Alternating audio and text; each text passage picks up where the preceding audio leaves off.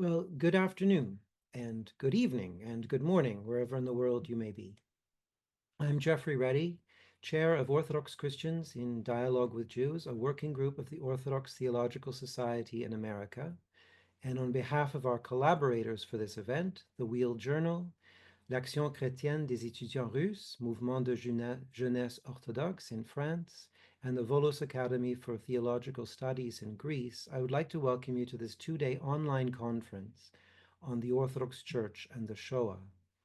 We're delighted to have you with us for this important event as we commemorate the 80th anniversary in 2025 of the liberation of the Nazi death camps at the end of the Second World War. You'll have seen the schedule. We have 4 sessions across 2 hours today and 2 hours tomorrow at the same time. We have 3 speakers in each of the first 3 sessions and then some time for open discussion in the final session. We have a tight agenda, so let's proceed immediately with our first speaker. Our first session is about contextualizing the Shoah. We're delighted to welcome Rabbi David Sandmel, who currently serves as president of the International Council of Christians and Jews. He's also chair emeritus of the International Jewish Committee for Interreligious Consultations, the consortium of Jewish organizations that is the official Jewish dialogue partner of the Vatican, the World Council of Churches, and indeed the Ecumenical Patriarchate of the Orthodox Church. From 2001 to 2014, he held the Crown Ryan Chair of Jewish Studies at the Catholic Theological Union in Chicago. Rabbi Sandmel is the founding rabbi of Congregation Bet Ha'am in Portland, Maine, and has served congregations in Cleveland and Chicago. He lectures and publishes widely on contemporary issues in Jewish-Christian relations and the foundations of Judaism and Christianity in Antiquity. He's also the co-editor of the book Christianity in Jewish Terms. Rabbi Sandmel will speak to us on the subject, why should we continue to remember the Shoah? A good day to everyone. I gather we're in various time zones, so that's probably the easiest way to do that. And of course, I want to thank my colleague, Father Geoffrey Ready, for inviting me to participate in this conference and more broadly for all his efforts regarding relations between Orthodox Christians and Jews, including spearheading the project for the Orthodox Theological Society of America, Orthodox Christians in Dialogue with Jews.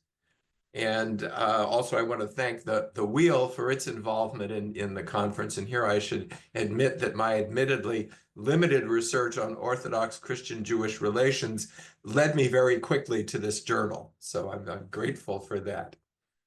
As Geoffrey mentioned, I serve as president of the board of the International Council of Christians and Jews. And I'm going to talk a little bit about that because I think it is in fact relevant to our discussion here.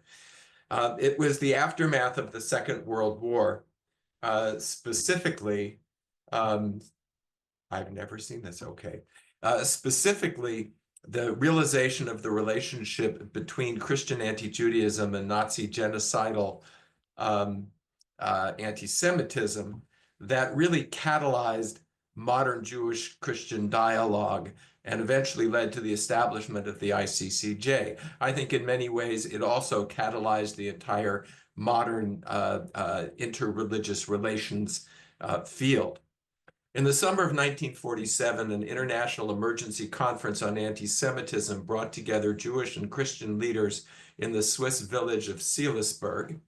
Its aim in the immediate aftermath of World War II was directed at fighting the roots of anti-Semitism that was still rampant in many countries, and to address Christian anti-Judaism, and to seek to achieve a new relationship between Christianity and Judaism.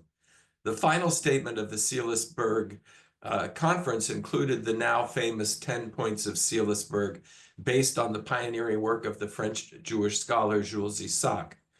The conference also inspired the establishment of new national councils of Jewish-Christian relations in countries around the world that coalesced into the ICCJ. We now have member organizations in over 30 countries, including the newly organized or reorganized Christian-Jewish Dialogue of Canada, the Dialogue Judéo-Chrétien du Canada, that Geoffrey and Norman Tobias and a number of others have brought to fruition. This is, from the perspective of the ICCJ, something to be celebrated, and we look forward to a very fruitful relationship there. The ICCJ is headquartered in Heppenheim, Germany, not far from Frankfurt, in a house where Martin Buber and his family lived from 1916 to 1938. If you're ever in the area, please do get in touch and visit. Our executive board of both Jews and Christians is truly international. We have members from the United States, Chile, Israel, Poland, France, Germany, and Czechia. To the best of my knowledge, there has never been an Orthodox Christian on our board, which reflects wider realities that I'll talk about in a moment, but I do hope that in the near future that will change. The mission of the ICCJ is to promote understanding and cooperation among Jews and Christians and address issues of human rights and prejudice through conferences, research, educational programming, and the production of resources and materials. We publish an online journal, jcrelations.net, with articles in a variety of languages. From time to time, we issue statements, theological reflections, and educational resources addressing the issues of the day. We're very shortly going to be releasing a pledge of recommitment to interreligious dialogue during these changing times, and that's a teaser. I hope that you'll keep your eyes open for that. It should be coming out shortly. Over the years, as a result of demographic shifts, political developments, globalization, and technology, trilateral dialogue between Jews, Christians, and Muslims has increasingly come to be seen as essential. In recognition of this reality, the ICCJ established the International Abrahamic Forum to expand interreligious conversation to include Muslims as full partners in order to offer opportunities and to advance the discussion and explore new ways of interacting with each other in the spirit of dialogue. Now, the IAF is in the process of being rebooted under the guidance of my colleague and ICCJ Second Vice President Ben Kamine, who may well be on this call, I'm not sure. We hope to announce a new leadership cohort very soon. Now, trilateral dialogue is not meant to replace Jewish-Christian dialogue. Along with the many concerns shared by all three traditions, there are also matters that are unique to each bilateral relationship, some of them of long standing. Each specific relationship must be given its due, and the agenda of Jewish-Christian relations is far from finished. Now, for several reasons, again, including geography and politics, the Christians involved in the ICCJ have historically been from Western churches. In the past few years, we have made a concerted effort to highlight Orthodox Christian-Jewish relations at our conferences with Orthodox speakers, at plenaries, and on panels. We are the very beginning of this process, and we're counting again on Father Geoffrey to help us out and some of his colleagues as well. So I was specifically asked to talk about why we should continue to remember the Shoah. And I'll start with the very basic fact that the Shoah is an extraordinary event in human history. In my view, it should be remembered and studied by everyone, everywhere, as a warning about what people, including people in a so-called modern Western technological society, are truly capable of. I would argue that there are lessons to be learned from the Shoah, but humanity has yet to learn them. And so, along with the many other instances of persecution, dehumanization, and murder, we must force ourselves to confront the Shoah and all it represents so that perhaps we can recognize and prevent it from recurring in whatever new guise it presents itself. For many of us in the Jewish community, the wounds of the Shoah, even many years later, are not healed. There are still survivors among us, but not much longer. Their grandchildren, the third generation, according to some estimates, number around 1 million, or about 1 in every 15 Jews in the world. The Shoah is still very personal to them. The persistence of Holocaust denial and increasing expressions of anti-Semitism, often including Nazi symbols and rhetoric, keep the fear and the trauma alive, also among Jews whose connection to the Shoah is more distant. While I am personally very careful with Holocaust analogies in comparison to the Nazis, it does not surprise me that the horrors of October 7th are often described as, quote, the worst attack against Jews since the Holocaust. The armed guard at the synagogue I attend in Portland, Maine, protecting the 20 to 30 of us who show up on Shabbat morning, is a stark reminder that Jews and Jewish institutions are targets. In this frightening context, commemorating the Shoah, especially with allies outside the Jewish community, is not just an act of remembrance, but also an act of solidarity, and I dare say, of resistance and protest. As I wrote on public orthodoxy a little while ago, a core dynamic of Jewish-Christian relations in the West is the history of anti-Judaism, anti-Semitism in the Catholic Church and later among Protestants as well, culminating in the Shoah. I'll say a word about that in a moment. While Eastern Christianity has its own history of anti-Judaism and relationship to world events that demand further study, they are different than those of the West. Jews and Orthodox Christians will need to explore this history together on its own terms and in its own context. There are additional aspects of Orthodox Christian-Jewish relationships that do not fit the dominant narrative, including both points of contact and difference. For example, Orthodox Christians and Jews in the West constitute distinct minorities. Exploring together how each community experiences that is an important component of building mutual understanding. Now, parenthetically about what I said about anti-Judaism leading to the Holocaust, just to be clear, in terms of the causal relationship between Christian anti-Judaism and the Shoah, as Dabru Emet states, Nazism was not a Christian phenomenon. Without the long history of Christian anti-Judaism and Christian violence against Jews, Nazi ideology could not have taken hold, nor could it have been carried out. Too many Christians participated in or were sympathetic to Nazi atrocities against Jews. Other Christians did not protest sufficiently against those atrocities. But here's the point. Nazism itself was not an inevitable outcome of Christianity. I think it's important to make that statement.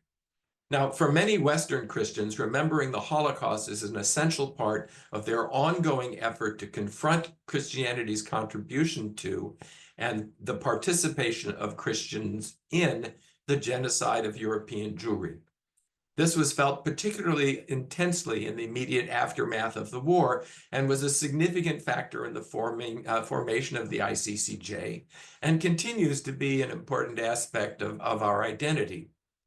The emergence of the field of post-Holocaust theology is another response, and its effect on Christian self-understanding has been, I believe, significant. Jews, especially Western Jews, tend to be woefully ignorant about Orthodox Christians and Christianity, even more than they are about Western Christianity and its bewildering array of denominations. And when it comes to anti-Semitism in general and the Shoah in particular, Jews often assume that what is true of Western Christians applies to the Orthodox as well. Indeed, addressing the mutual ignorance of each community is on the agenda that the International Jewish Committee of Interreligious Consultations is working on in partnership with the Ecumenical Patriarch. We have discussed, for example, developing educational materials, some of which is underway, and as well as strategies for reaching seminarians. I also think, and this is probably more anecdotal than anything else, but I think I've experienced a tendency among some Orthodox Christians to view anti-Semitism and Christian complicity in the Shoah primarily, again, as a Western Christian phenomenon, and therefore not something that is important or perhaps relevant to them as Christians. Orthodox Christians have their own history of persecution. They suffered at the hands of the Nazis and subsequently under the Soviets. So some resistance to probing these painful topics is understandable. However, it is also true that the Orthodox tradition inherited the anti-Judaism that is latent in the New Testament texts and that became explicit in the writings of some of the church fathers. Whether the intended targets in those texts were Jews had become Christians, or Christians who are attracted to things Jewish is a matter of scholarly contention. These nuances, however, disappeared as the ways increasingly parted, and Jew and Christian became a binary rather than a spectrum. In that world, all the references to the Jews and Judaism became applied to the Jews. In this regard, I note that the topic of one of the sessions today is the Orthodox liturgical tradition and hymns seen through the lens of the Shoah. Eastern Christianity has its own history of anti-Judaism in relationship to world events, I mentioned that demand further study. They are different than those of the West. Jews and Orthodox Christians will have to explore this together in its own terms and its own context. This includes the history of Orthodox anti-Judaism, the actions of the churches, and the experience of Orthodox Christians during the war.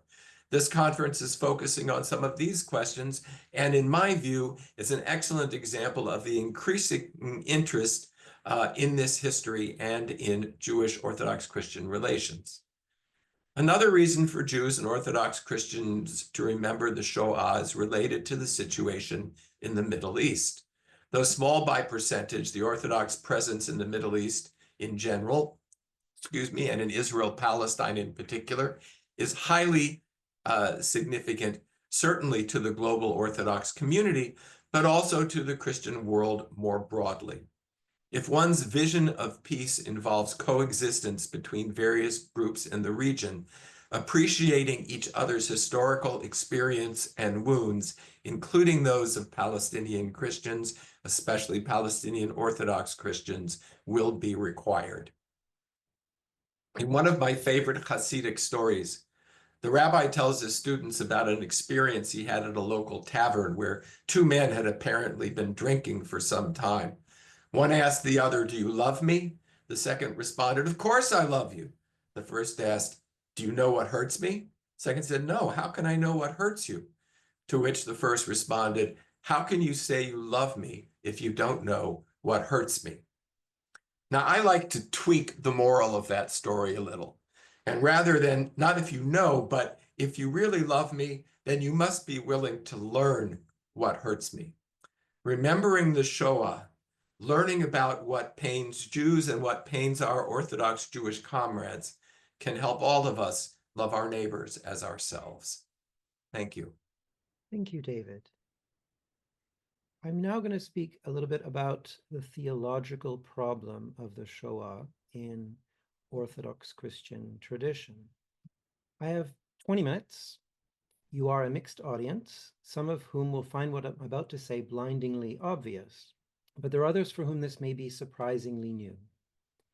I will try to navigate this by taking you on a theological journey, a journey made of observations and claims, which I will make quickly at a relatively high level and without a lot of detailed argument and evidence. I'll simply note that I believe I can back up these claims, and I'll be happy to take questions when we have our open discussion in the fourth session, or indeed at any time. Please just get in touch. Before proceeding, please indulge me in acknowledging the death last month at age 92 of a much beloved but underappreciated figure in the field of Orthodox Christian and Jewish dialogue. Father George Papadimitriou was professor of theology for more than half a century at Holy Cross Greek Orthodox School of Theology in Brookline, Massachusetts.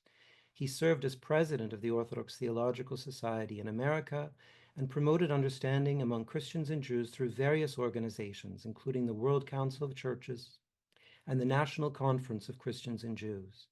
His ecumenical efforts included a fellowship in Jewish Christian relations in Jerusalem, which earned him recognition in the New York Times. It was Father George who first guided me into this field when I was doing my THM studies at Holy Cross in the late 1990s.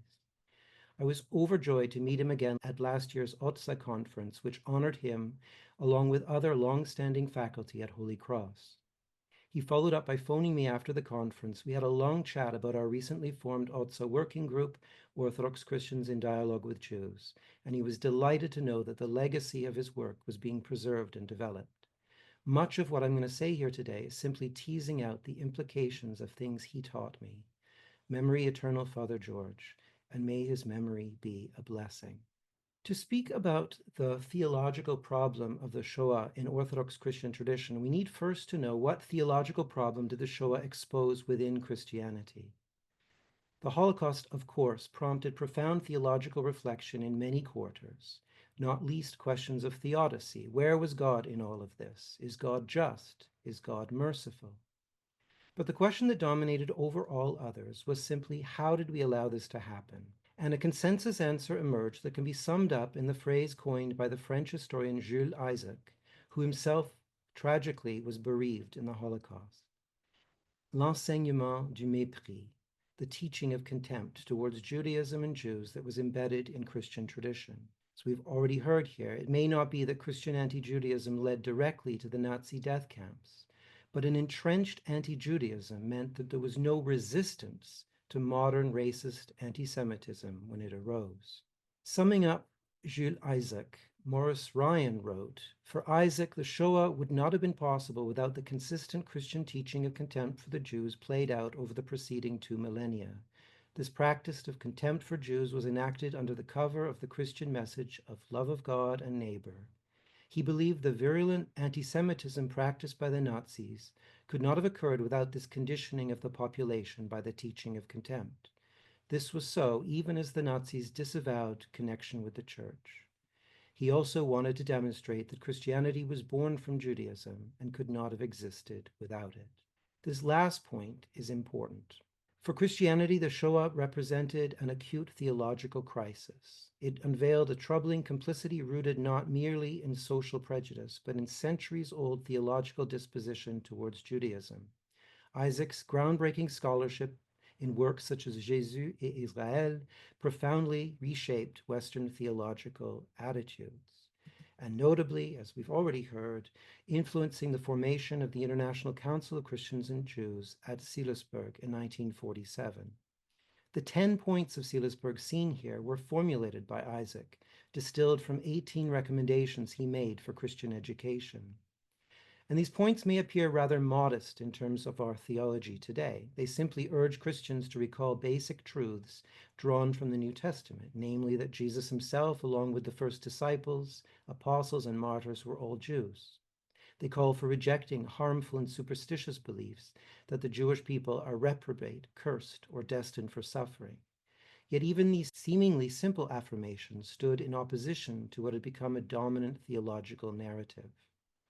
Isaac, of course, would go on to have an influential encounter with Pope John XXIII and an impact on the subsequent Second Vatican Council's declaration Nostra Aetate.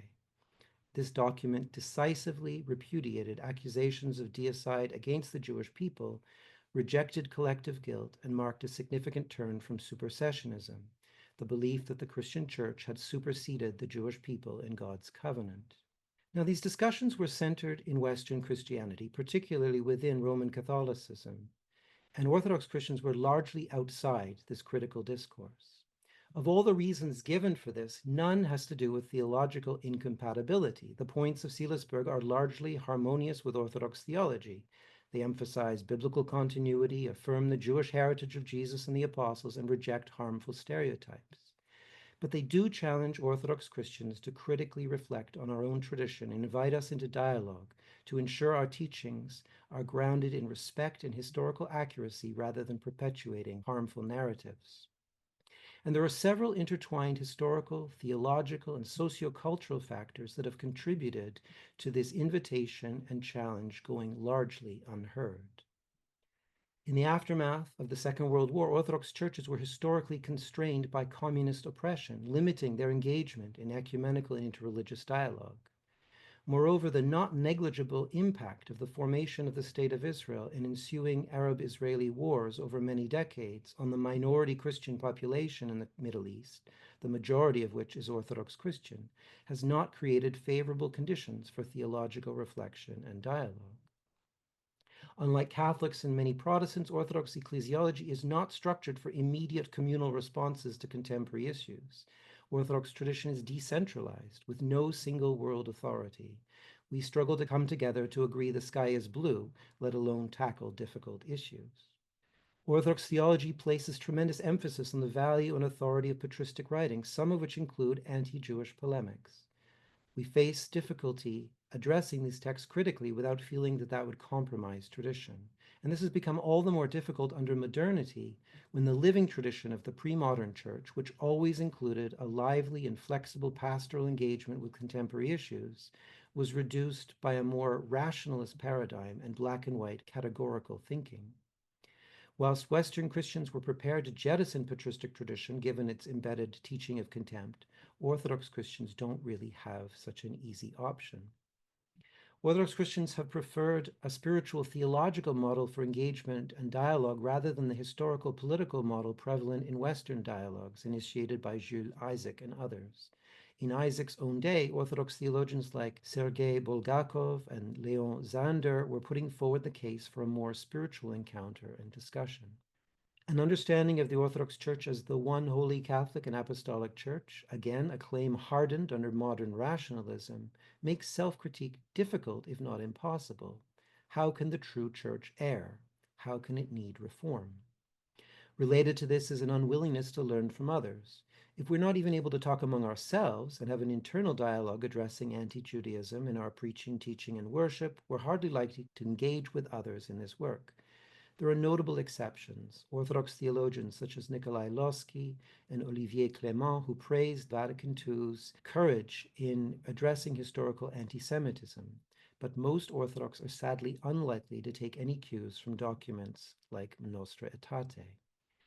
An Orthodox Christian commitment to incarnating and living the gospel in particular nations and cultures, a good impulse in and of itself, has historically left it vulnerable to being co-opted by nationalist ideologies, often resulting in the reinforcement of anti-Semitic attitudes.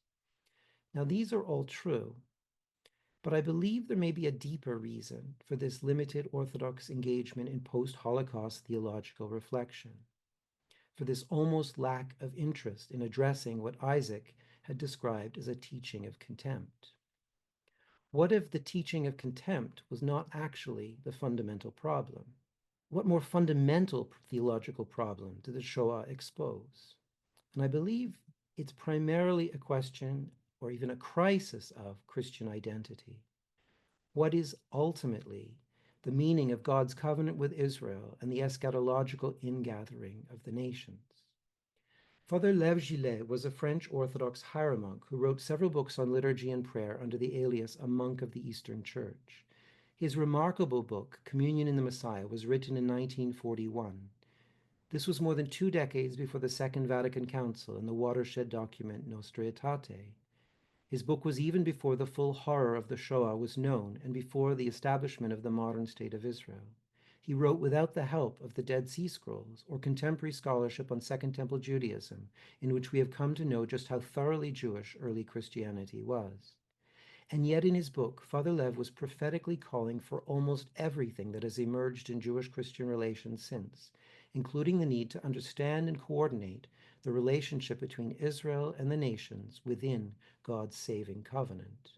Uniquely, almost to this day, for an Orthodox Christian, Father Lev understood and taught that Israel, that Judaism and Jews, have an ongoing existence and reality and purpose. Of course, Orthodox Christians have a theologically and liturgically rich understanding of Judaism, including counting the holy ones of Israel among the most important saints of the Church, whose own experience of the glory of God, of theosis, is the pattern for the later apostles, martyrs, and saints. Yet we have no real theology of Rabbinic Judaism, which exists only as a rhetorical other in the patristic and sometimes even liturgical texts. For Father Lev, however, Rabbinic Judaism, sprung from the same Second Temple Jewish matrix as Orthodox Christianity, belongs fully to God's covenant and is compatible with Orthodox Christianity. Almost 85 years after Father Lev's Communion in the Messiah, the world of scholarship has caught up with him. Let me quickly sketch for you the realm of what is called the within Judaism perspective. If you're in religious studies, you've definitely heard of this. If you're in theology school or seminary, you might have come across it. If you're an ordinary believer in any church, let alone an Orthodox church, you aren't likely to know anything about it. It consists of a series of narrative accounts of early Jesus followers that are simultaneously self-evident and obvious, but also completely transformative of everything in Christian theology. Here are a few of the insights. Jesus is seen not as rejecting Judaism, but as offering an interpretation within it. His teachings align with other Jewish movements of the time in their concern for ethical Torah observance, purity, and eschatological expectation. His halakhic debates on Sabbath, divorce, purity laws are understood as intra-Jewish legal discussions, not anti-Jewish critiques. The Gospels reflect a Jewish worldview steeped in scriptural allusion, Jewish apocalypticism, and internal critique. And the strong polemic within the Gospels is not evidence of anti-Judaism, but a part of internal Jewish disputes, comparable to other sectarian conflicts within Second Temple Judaism. Jesus' own ministry was almost entirely directed toward fellow Jews, and his central proclamation of the kingdom of God can only be understood in light of Jewish apocalyptic and prophetic traditions. It aligns with the expectations of divine intervention, justice, and the vindication of Israel, not a spiritualized or ecclesiastical redefinition of those. His teachings resonate with Hillel, the Dead Sea Scrolls, apocalyptic groups, and prophetic traditions. Paul, the apostle, did not convert to a new religion. He continued to see himself as a faithful Jew, loyal to the God of Israel and Jewish people. His mission was not to replace Judaism, but to bring the nations into relationship with the God of Israel through Jesus the Messiah, without requiring conversion to Judaism. His letters address Gentile inclusion into God's covenant promises, not the exclusion of Jews. Paul believed the Messianic age had dawned with Jesus' resurrection. The nations joining with Israel was part of the expected eschatological ingathering of all the nations. His gospel was not law-free, but Jewish apocalyptic in tone, rooted in Israel's scriptures. He did not reject the Torah. He saw it as valid for Jews. His critique of the law was specific to Gentile adoption, not a universal rejection. Torah observance remains normative for Jews, including Jewish followers of Jesus. Paul expected Jew and Gentile unity in worship of Israel's God, not erasure of difference. And the partings of the ways between what will finally be called Judaism and Christianity is now seen to be a many centuries long and never truly definitive process. In sum, the within Judaism scholarship on the question of Israel and the nations among early Jesus followers emphasizes that the early Jesus movement was fundamentally a Jewish phenomenon that did not originally intend to form a separate religious identity outside Judaism. The earliest followers of Christ, including Paul, envisaged a community of Jews and Gentiles reconciled in the Messiah, but not homogenized. Those from the nations who turned to the God of Israel through Christ did not become Jews. Rather, they joined Israel's covenantal story without replacing or negating the Jewish people. Jewish followers of Jesus maintained Jewish identity, Torah observance, and ethnic distinctiveness, envisaging a future in which Israel and the nations coexist as distinct yet interconnected groups, unified yet remaining within the overarching structure of Jewish covenantal theology. Now, we've acknowledged that Orthodox churches and Orthodox Christians have been historically slower to engage in Jewish-Christian dialogue than other traditions. Yet we are in many ways uniquely well-positioned to receive and respond fruitfully to the within Judaism perspective on early Christianity. Here are several theological, liturgical, and ecclesial reasons why. Orthodox Christianity has always insisted on continuity between the original and renewed covenants.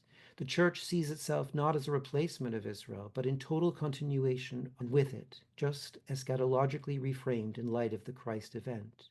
This theological instinct harmonizes well with the within Judaism perspective, which likewise rejects supersessionism and emphasizes continuity within the unfolding of God's covenantal purposes.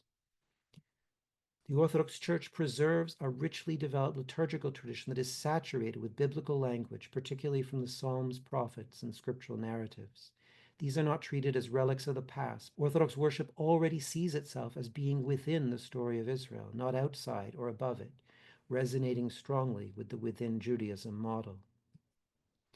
Unlike Western traditions shaped by Augustine's doctrine of original sin, the Orthodox Church has maintained a more positive view of human nature and divine law. This allows for a more sympathetic engagement with Jewish understandings of Torah as gift and covenant, not as burden or curse. The within Judaism perspective highlights that the Torah remains a valid covenant for Jews. Orthodoxy's more synergistic anthropology and non-legalistic view of salvation can more easily affirm this without contradiction. Orthodox ecclesiology emphasizes unity and diversity. Local churches remain distinct yet united. Liturgical practices differ yet belong to one tradition. The Within Judaism model's insistence on enduring Jewish distinctiveness fits well within an Orthodox framework that values conciliarity and diversity without fragmentation. Orthodoxy is at home with mystery, paradox, and theological tensions held together in worship and sacrament. Paul's vision of the nations being grafted into Israel, yet Israel still possessing a distinct and irrevocable calling, can be affirmed within the Orthodox theological habit of embracing mystery rather than resolving it into a system. The Orthodox Church has no singular magisterial pronouncement equivalent to extra ecclesiam nulla salus, or the kind of supersessionist dogma that defined much of Western Christianity for centuries. Whilst anti-Jewish rhetoric exists in Orthodox history and liturgy and must be addressed, there's no doctrinal obstacle preventing a recovery of Paul as a Jewish thinker or of Israel's ongoing covenantal role. This offers theological flexibility to engage constructively with Jewish interlocutors and the findings of Within Judaism scholarship. Orthodoxy emphasizes that the fullness of God's plan is yet to be revealed. The Church awaits the second coming with vigilance, humility, and a sense that God's ways remain hidden from us. Such a posture invites humility toward the Jewish people and openness to the mystery of God's unfolding plan. So while Orthodoxy has often been hesitant to engage directly in post-Holocaust theology or Jewish-Christian dialogue, its theological architecture is surprisingly well suited to the Within Judaism recovery of early Christianity. Its strong sense of continuity with Israel, liturgical immersion in the scriptures of Israel, and its openness to mystery all provide fertile ground for deeper engagement. What is now needed is a conscious retrieval, a willingness to revisit Paul and the early church through this lens, not as an alien framework, but as a return to sources long embedded in Orthodox memory. Such a move could enrich Orthodox self-understanding and open profound avenues of reconciliation and dialogue with Judaism. Coming back then to this fundamental question, for which a teaching of contempt is only a symptom, the question of Christian identity amidst Israel and the nations. Let's wrap up by looking at this from the liturgical texts that are the distillation of patristic thought. I've selected a few hymns from just one of the days on the church calendar, the feast of the entrance of the Lord into Jerusalem, that is Palm Sunday or Willow Sunday, depending on your climatic zone. We'll go over these quickly, but I want you to notice in terms of the embedded theology of Israel and the nations, and where Orthodox Christians are supposed to locate themselves within that, is that this witness is incoherent and inconsistent, just like the scriptures themselves. And as ever, the liturgy mirrors and rehearses the scriptures in all their ambiguity. So here are a few of those hymns. Here we have the statement that the Church of the Holy Ones offers praise to thee, O Christ, who dwellest in Zion, and Israel rejoices in thee that made him. The mountains, figuring the stony-hearted nations, exult before thy face, and they sing to thee, O Lord, a hymn of victory.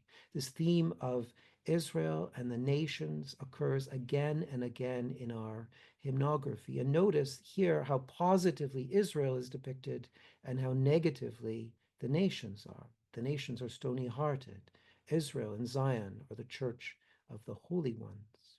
The young foal upon which Christ sits is a symbol of Christ coming to destroy the senseless error of idolatry, to restrain the untamed willfulness of those nations. His riding on a foal prefigures how the nations, as yet untamed and uninstructed, were to pass from unbelief to faith.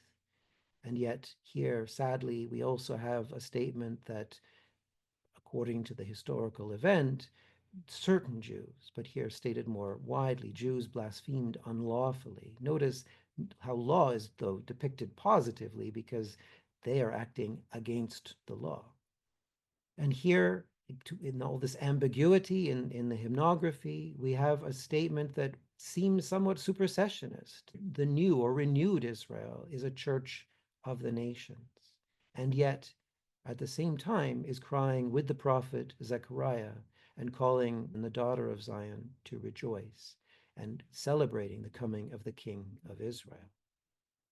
And here together, the daughter of Zion is glad, and the nations of the earth rejoice exceedingly. Israel and the nations coming together. And finally, in a statement that we find throughout the Orthodox liturgy, peace be upon Israel and salvation to the nations. So as I say, like the scriptures themselves, which speak ambiguously about Israel and the nations, and that's a whole discussion which we don't have time for here, but I can back that up. What it calls out for is an interpretive theological framework to make sense of these passages. They do not speak unambiguously on their own. These hymns mirror the biblical ambiguity about Israel and the nations in at least three ways.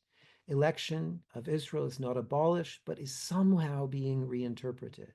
And that could be an extension, it could be a displacement. That's not clear. We have to interpret that.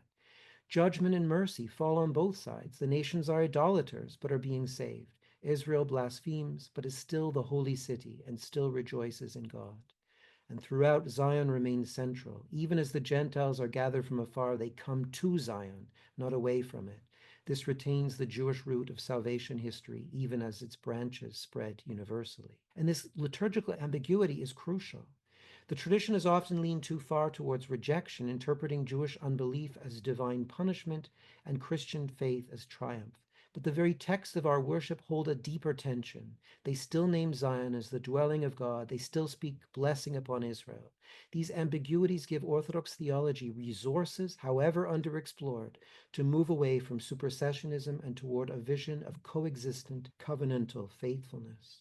And as I say, the within Judaism perspective, arguably the best construal of the collection of first century Jewish commentary or midrash on the scriptures that we call the New Testament, offers us a helpful and coherent hermeneutic to do this.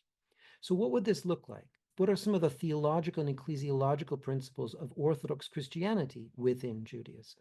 Israel would mean first and nearly exclusively the genealogical people of Israel, and it implies the importance and concrete realities of land and people. Zion and Jerusalem and so on cannot function typologically if they are not first and foremost concrete realities embedded in real time and space. National Orthodox churches represent the eschatological ingathering of the nations alongside, not replacing, alongside Israel to worship the God of Abraham, Isaac, and Jacob. Israel and the nations belong together to the renewed covenant, to the shared people of God, and are co-inheritors of the Messianic kingdom. Safeguarding the distinction between Israel and the nations is the foundation for peacefully preserving all distinct national identities within the communion of God's people. Unless we get this distinction right, then the distinction of any national identity is in jeopardy. Indeed, such a unified diversity and diversified unity is the basis of all other forms of inclusion, any proper form, as it were, of DEI, and as such is an eschatological sign to the heavenly powers, according to Ephesians 3:10. The pastoral and societal implications of Orthodox Christianity construed within Judaism: enduring respect and reverence, and indeed gratitude, not boasting, from those of the nations towards the people of Israel, no longer contempt. Acknowledgement of an already existing, mysterious, and hidden yet real communion, though not fully revealed. Commitment that the whole Orthodox tradition, from scriptures, New Testament, liturgy, church fathers, canons, iconography, and so forth, ought to be carefully interpreted and taught in light of the foundational and irrevocable covenant between God and Israel, whose purpose was to bless all nations. Recognition that proselytism is unnecessary and unhelpful, and all engagement in dialogue should aim at encouraging others to faithfully and wholeheartedly practice their own tradition. Realization that Orthodox Christian relations with Jews are an intra-faith, not interfaith endeavor. And Catholics are ahead of us in this. You note that the dicastery for ecumenism is what handles relations with Jews, not the one for interfaith dialogue. And finally, undertaking that those of Jewish background within Orthodox churches should be able to and should be supported in preserving and practicing their identity. Just very quickly in closing, We've just been celebrating Pascha, the time when in most Orthodox churches we bring out every possible language. What a glorious celebration of the ingathering of the nations alongside Israel that celebration is. And it struck me this year that the entrance hymn, entrance verse at the Divine Liturgy on Pascha, "Bless God in the churches, the Lord, O you who are of Israel's fountain," is such a wonderful way of summing up what I'm talking about here. The churches of the nations may not be Israel, they are alongside Israel, but we might say they are of Israel's fountain. And finally, we've had our post-Shoah theology all along. Every day at Vespers, we repeat the hymn of Saint Simeon, in which Christ is seen to be the one who enlightens the nations, but is also the glory of his people Israel. Thank you. I would now like to call upon Olga Meerson, who will speak about Orthodox liturgical tradition and hymns seen through the lens of the Shoah. Dr. Meerson was born in Moscow and emigrated to Israel, and she subsequently moved to the United States, receiving her BA from Hunter College in New York City, her MA and PhD in Russian literature from Columbia University. Since 1995, she has taught at Georgetown University, where she is professor in the Department of Slavic Studies. Her interests range from Old Testament exegesis, she's fluent in Hebrew, to Russian Orthodox liturgical poetics and musicology, to contemporary Russian women writers, especially poets. Thank you so much. Okay, my presentation is a little bit more kind of controversial about the liturgical heritage, but I would like to preface it for a second by something that Paul Meindorf has alerted me and many others about, namely that one of the greatest vexations of the Orthodox Church is a confusion between liturgical practices, traditions, and heritages, and dogma.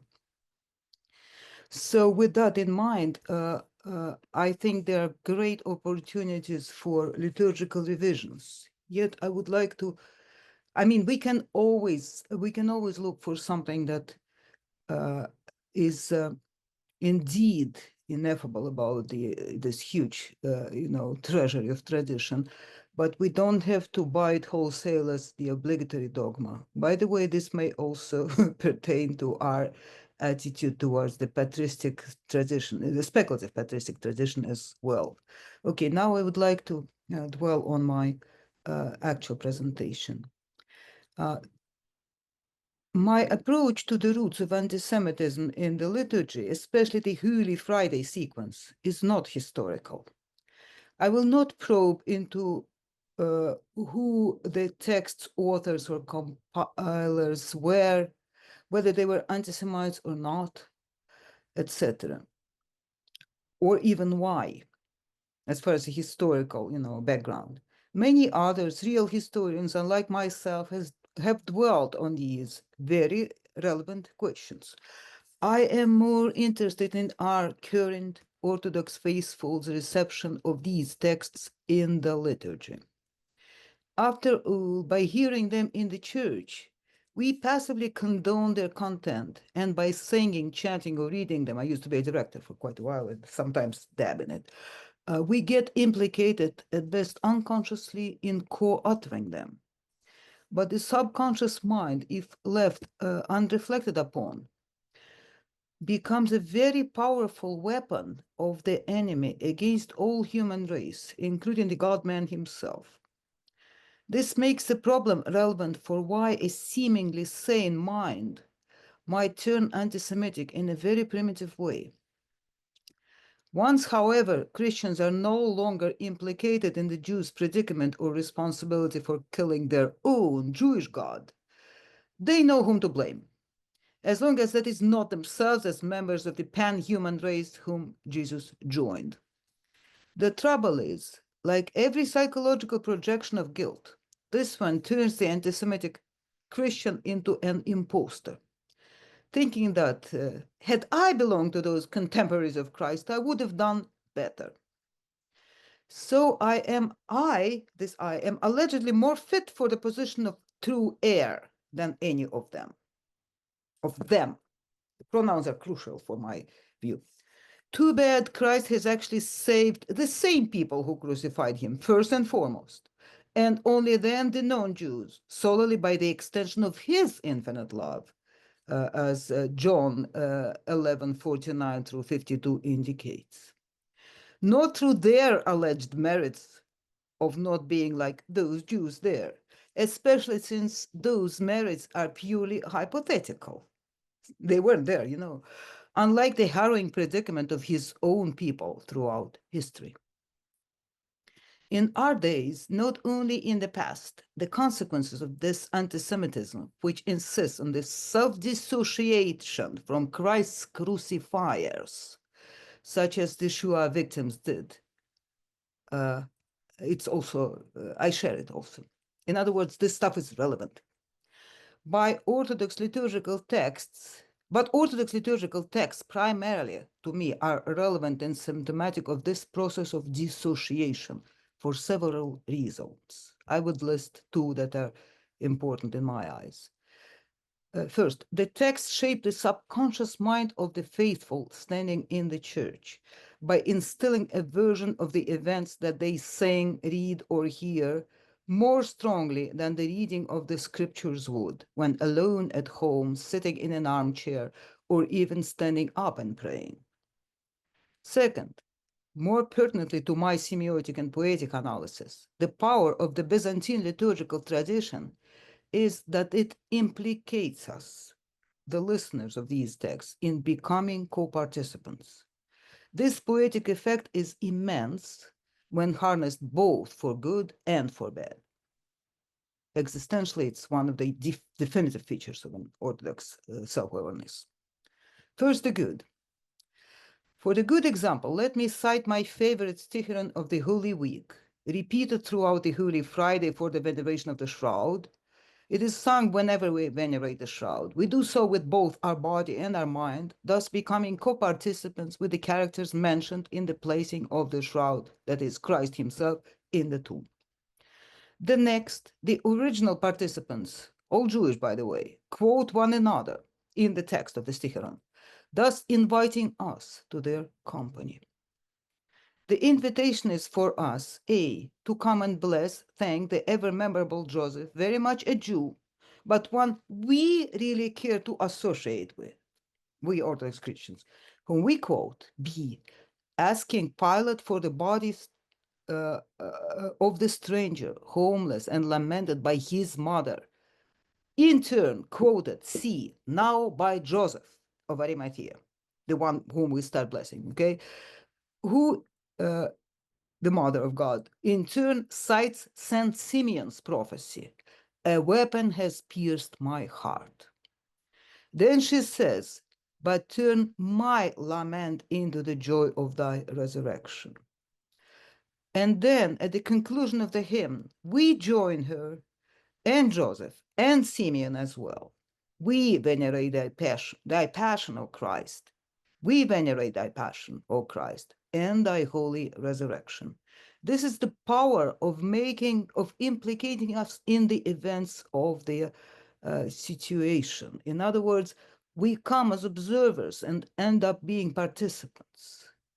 This is one of the strongest and in this example, most beautiful effects of Orthodox liturgical poetics. We are participants, or as it says in the Jewish Seder, when the evil one asks, what's this service of yours here? They say, this service of ours, not him. You know, in other words, this is considered to be evil, to become an external observer rather than one implicated in worshiping God. And this is fully present in the Orthodox liturgical tradition. So far, so good. Now, the reason I have dwelt on that sticheron is twofold. On the one hand, it perfectly exemplifies the power of liturgical poetics to fully implicate us as co-participants in the commemorated scene by switching grammatical persons from third to first in these mutual quotations. In English, those grammatical persons are mostly reflected through personal pronouns, but in languages like Greek or Slavonic, one step deeper into our subconscious imprints. these persons are inherent to conjugating the actual verbs. For the purpose of this effect in English, I will refer to this poetic tool as the use of personal pronouns. This is a very concrete thing to close read to understand the controversy and how it is instilled in our minds, unconscious minds, subconscious minds. The other reason is psychological for me. I had to brace myself with all the love I have for the tools of Byzantine liturgical poetics before switching to their possible evil application, affecting the participants' subconscious minds very adversely. This is therefore the thesis of my talk. I propose to see what happens to our subconscious perception of the who is who in the Passion events, what scenes and cast of characters we believe we enter today during the Holy Friday service.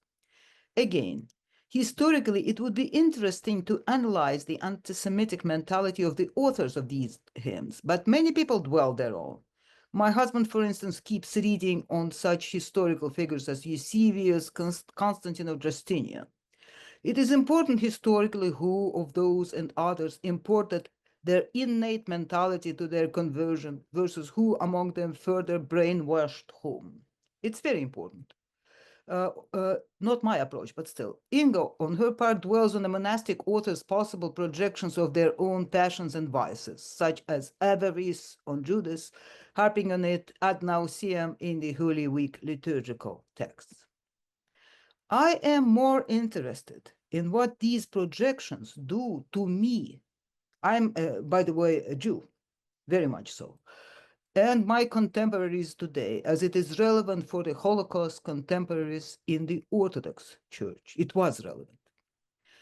Before I cite some of these horrible, shameful texts, I want to reiterate my thesis. Liturgical poetics aims to implicate the faithful in the events commemorated. Good, very beautiful. And this Orthodox liturgical poetics is very effective. Consequently, in order to dissociate from certain characters' shameful deeds, it takes an extra effort to undo this effect of our co-participation, hence the hate speech. It is really important to psychoanalyze the liturgical, poetic mentality of what those authors do and we have inherited. The authors now insist on denying any possible part they may take, sorry for typos, in these characters' shameful traits of or evil deeds. The effort, inevitably deliberate and aggressive, requires repurposing of the strongest tool, grammatical, persons, or personal pronouns. Suddenly, we and them part ways and become antagonists. And it becomes important to insist that it is them that are bad, and us that are all good and compassionate. This is kind of a schizophrenic mentality. You want to inherit what the Jews have, and it's not even superstition. It's something else. It's a split mind. Who am I? Who are we?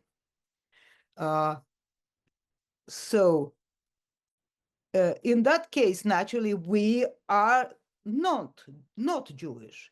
And the fact that Christ himself, his mother, his disciples, the ever memorable Joseph, whom we come to adore, and Nicodemus, and all the apostles, both the faithful 11 and the traitor 12th, are Jewish. All that gets conveniently forgotten. They really repress it. But not just they, we do in the church. We have this split mind about these things. But like every denial of our common human nature or its fallenness, this one, convenient as it may seem, entails a dissociation, which, for example, in Peter's case, we clearly see as betrayal, but not towards his eternal condemnation. A dissociation from something deep down, that is within you yourself, always turns inevitably and loudly aggressive in its attempt to shift the blame from us to them. Let us now continue with the sad examples, dwelling specifically on personal pronouns. Had I done it in Slavonic or projecting the Greek, I would have dwelt on the conjugation of the verbs, which is also very powerful. It affects us even more deeply subconsciously. But still, Holy Friday, apostrophe number 2.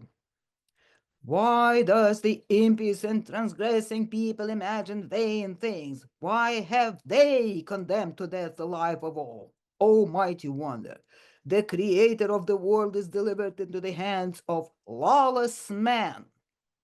I mean, never mind that the Jews are the people of the law, so it would be nice to dwell at least on the oxymoron here.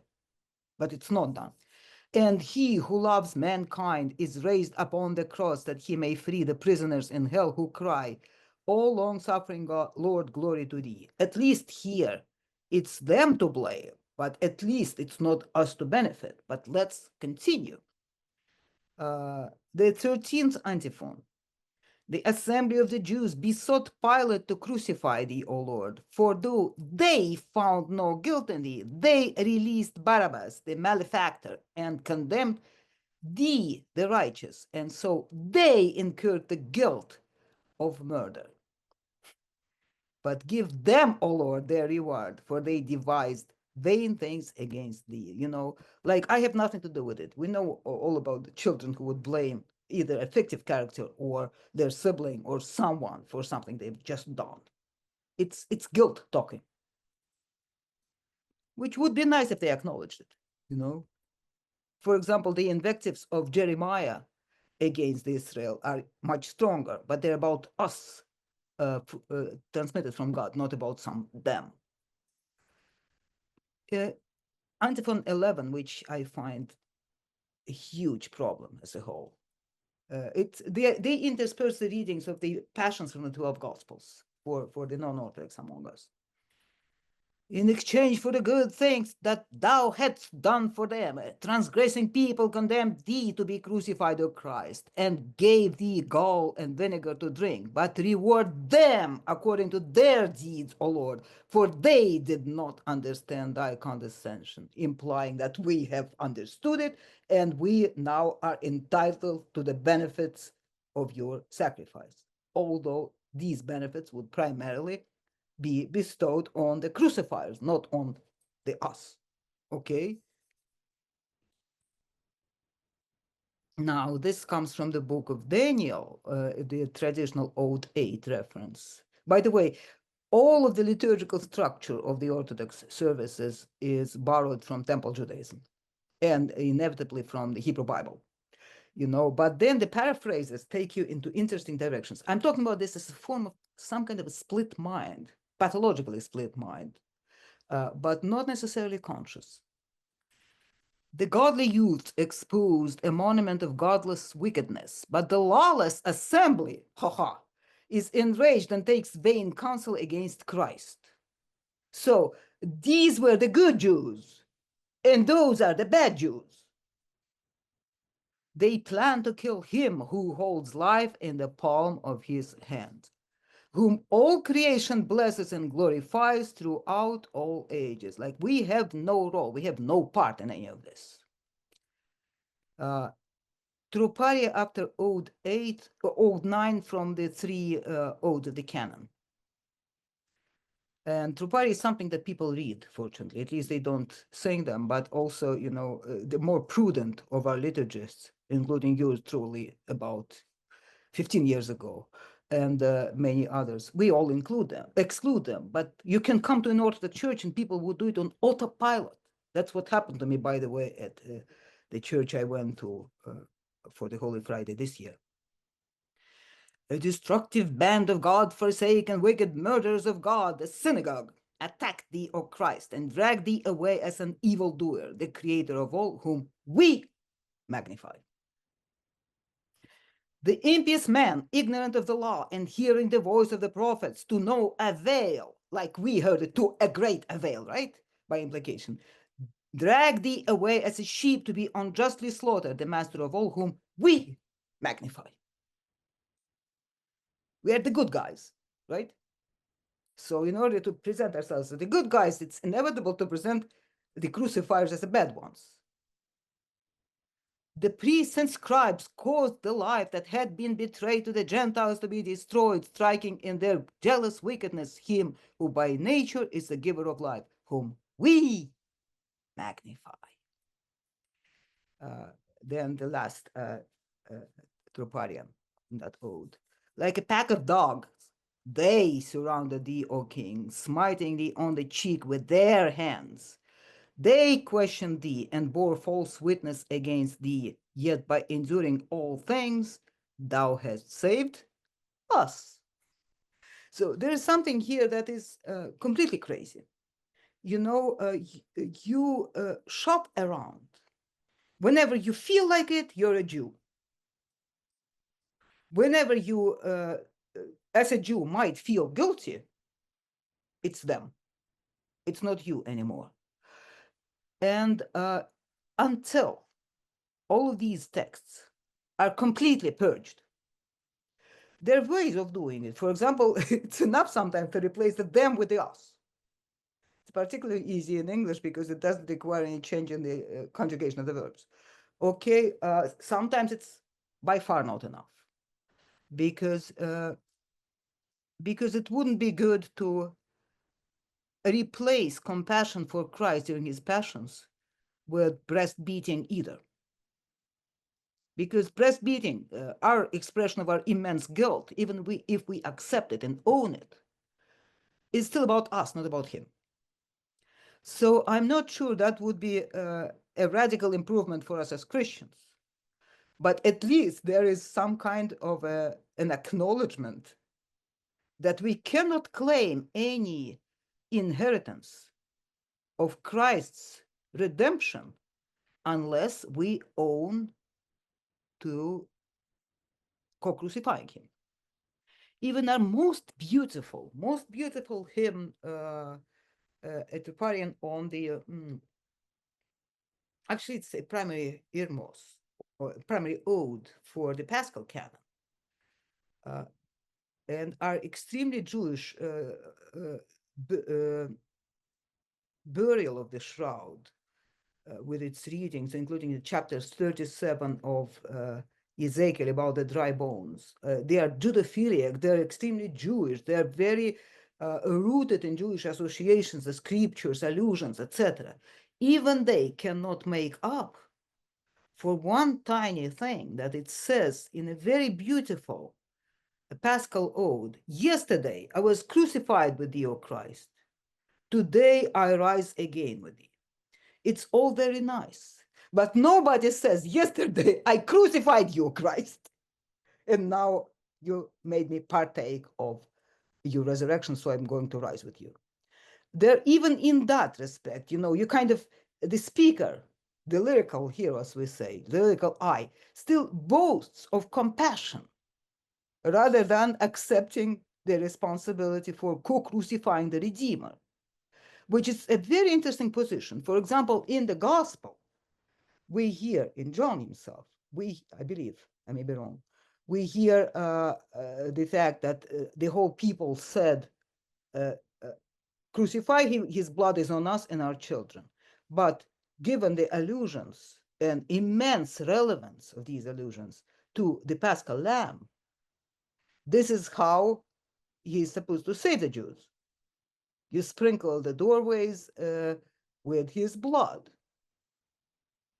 thereby saving both themselves and their children at the Exodus. Exodus is very prominent during the Holy Saturday services. They're strikingly Jewish in all the references, and not even pro-Jewish, but just from the Jewish point of view. They are the readings, the 15 readings of the Vesper liturgy on Holy Saturday is right before Passover. It's the equivalent of the Jewish Hashabbat Hagadol. Are all absolutely fascinating, about the resurrection of children by Elijah and Elisha, about the sacrifice of Isaac, who is only bound and not sacrificed according to the Jewish law. It's the Akedah. And it makes perfect sense because in that context, of course, the liturgical reference is piercing. Like, you know, we don't know whether we are Jewish or not. We don't know why God allowed for Abraham to be tested. But one thing we know is that it was God's revelation to Abraham as father to father, what it means to sacrifice your son. And that indeed is a very piercing context. These readings are fascinatingly Jewish. Suddenly, the whole church becomes Jewish. So far, so good. And it's possible for a Jew to enter it, not feeling excluded. But when you come to the so-called 12 Gospels or Passion services, these hymns almost obscure the Gospel readings about Christ's suffering themselves. Now, I think that we cannot just ignore them as long as they keep being printed and referenced. The reason for that is because one of the greatest, like the Orthodox Jews, we Orthodox Christians are extremely ritualistic, which means that when we enter the church, we plug into the service. Whatever is being read or sung, whatever we are required to sing by the choir director, whatever the choir director is required to present, whatever is in the books. So a lot of Orthodox Christian anti-Semitism today is really automatic. It is something that people, you can very easily begin to sing those things in a choir. And before you know it, you are done with uttering these words, forgetting about the personal responsibility for uttering them. I myself experienced it last week.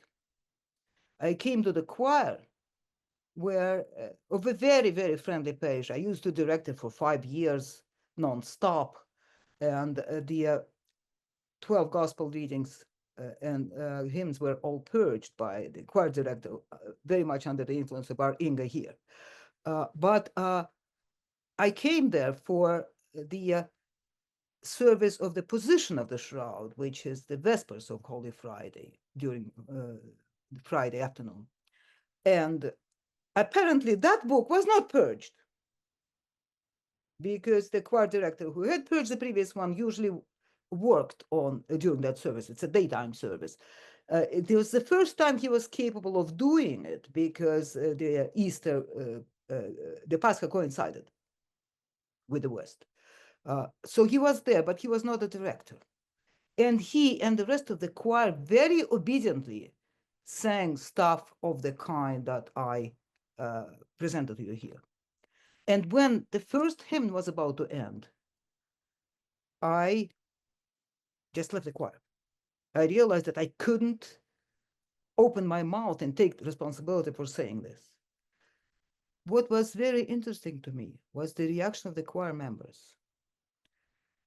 Well, of course, they have some kind of a trigger there because the first question they started asking me afterwards, did we flat? Did we sing out of tune or something of the sort? I said, no, guys, you were perfect, but none of you paid attention to what you were singing. And to me, that is probably the worst part of church anti-Semitism, a lot of inertia.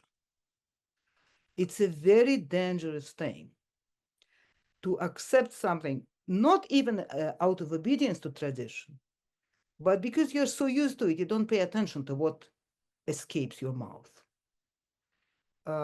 It's doable, it's correctable, it's amenable, but we have to bear in mind that generations of Orthodox Christians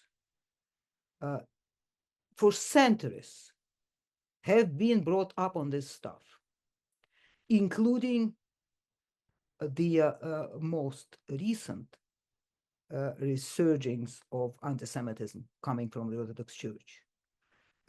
It's, of course, absolutely imperative that we purge our textbooks from it, but it's also very important to acknowledge them and to critique them and to address them when we think about the roots of contemporary anti-Semitism or of the mental roots of the Shoah, because the subconscious mind is affected liturgically more than anything else. It's an existential experience. It's never just intellectual. So I think that we should start there, not even with historical revisionism or the revisionism of the patristic speculative theology.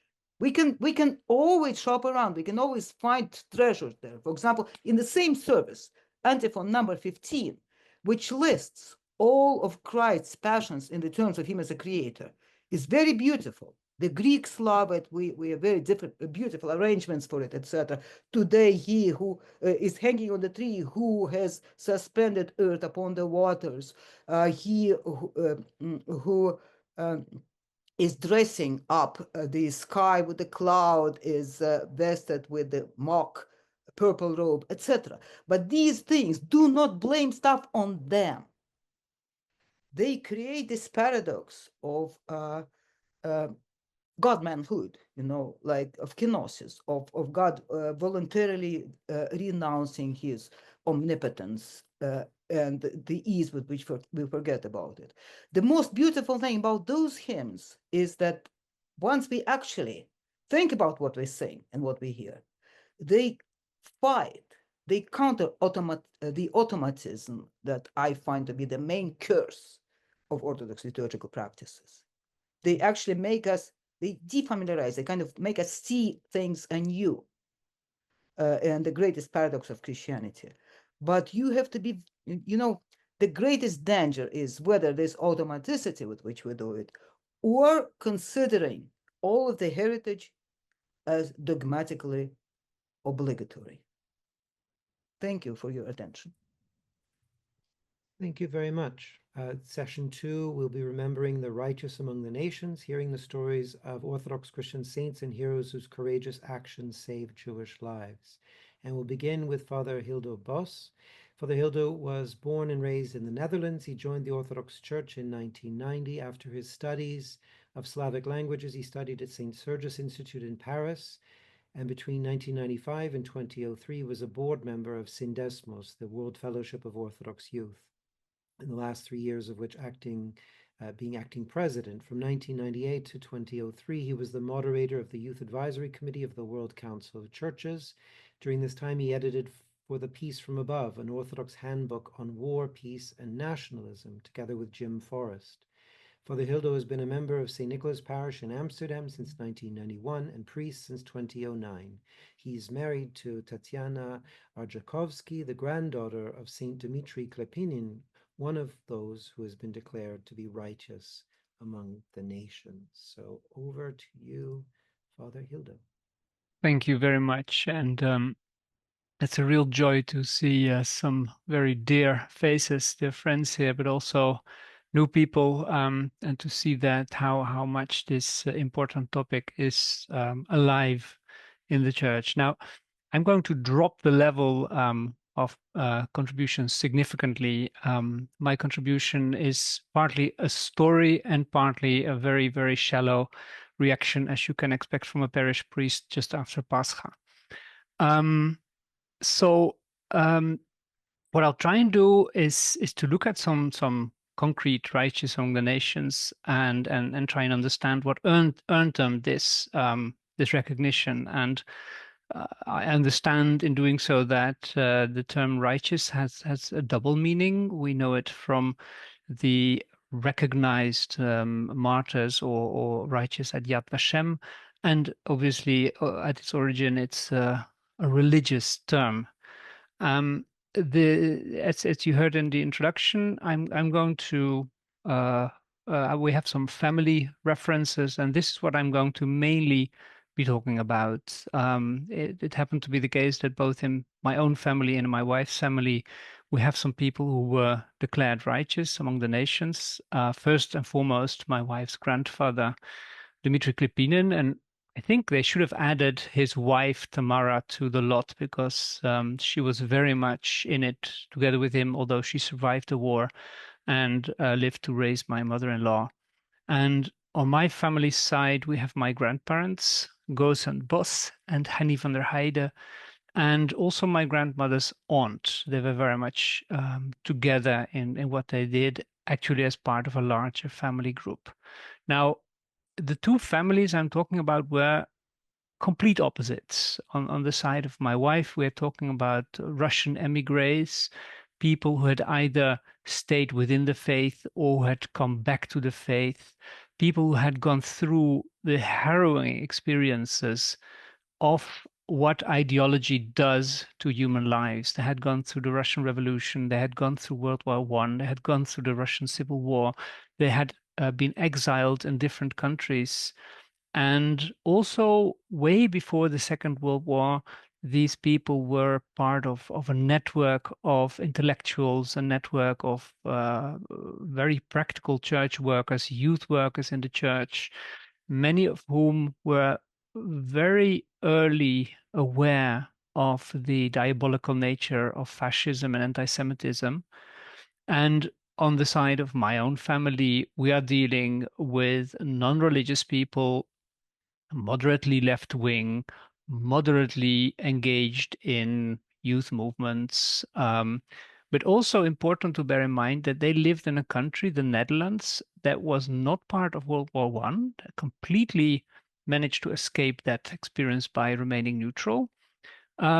Yes, my grandfather saw some action during the few days of the German invasion in 1940, but my family was not at all prepared for war.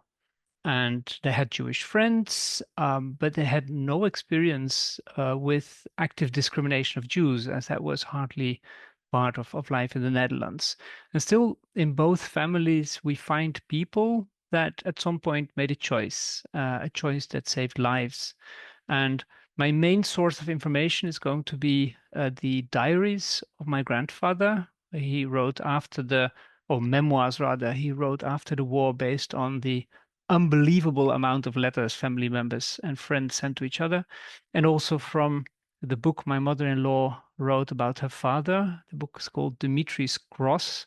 I can really recommend it. It's a beautiful book in which she not only discusses the life and martyrdom of her fathers, but also addresses her father as the daughter who lost her father very early on. Now, I'm perfectly aware that the story of my family is completely irrelevant from the point of view of Orthodox theology, but the memoirs are very detailed in providing a picture of the kind of world in which people had to make choices that made them recognized at Yad Vashem as righteous. One question is to what extent they saw things coming. And as I mentioned before, Father Dimitri, he was the priest from 1938 on or 39 on officially at Rue Lormel at the Center of Mother Maria. We'll hear a lot about her. And both he and his wife belonged to the ACER, one of the organizers of today, the youth movement in which there were many intellectuals who saw very early on what was happening. I quote, for instance, a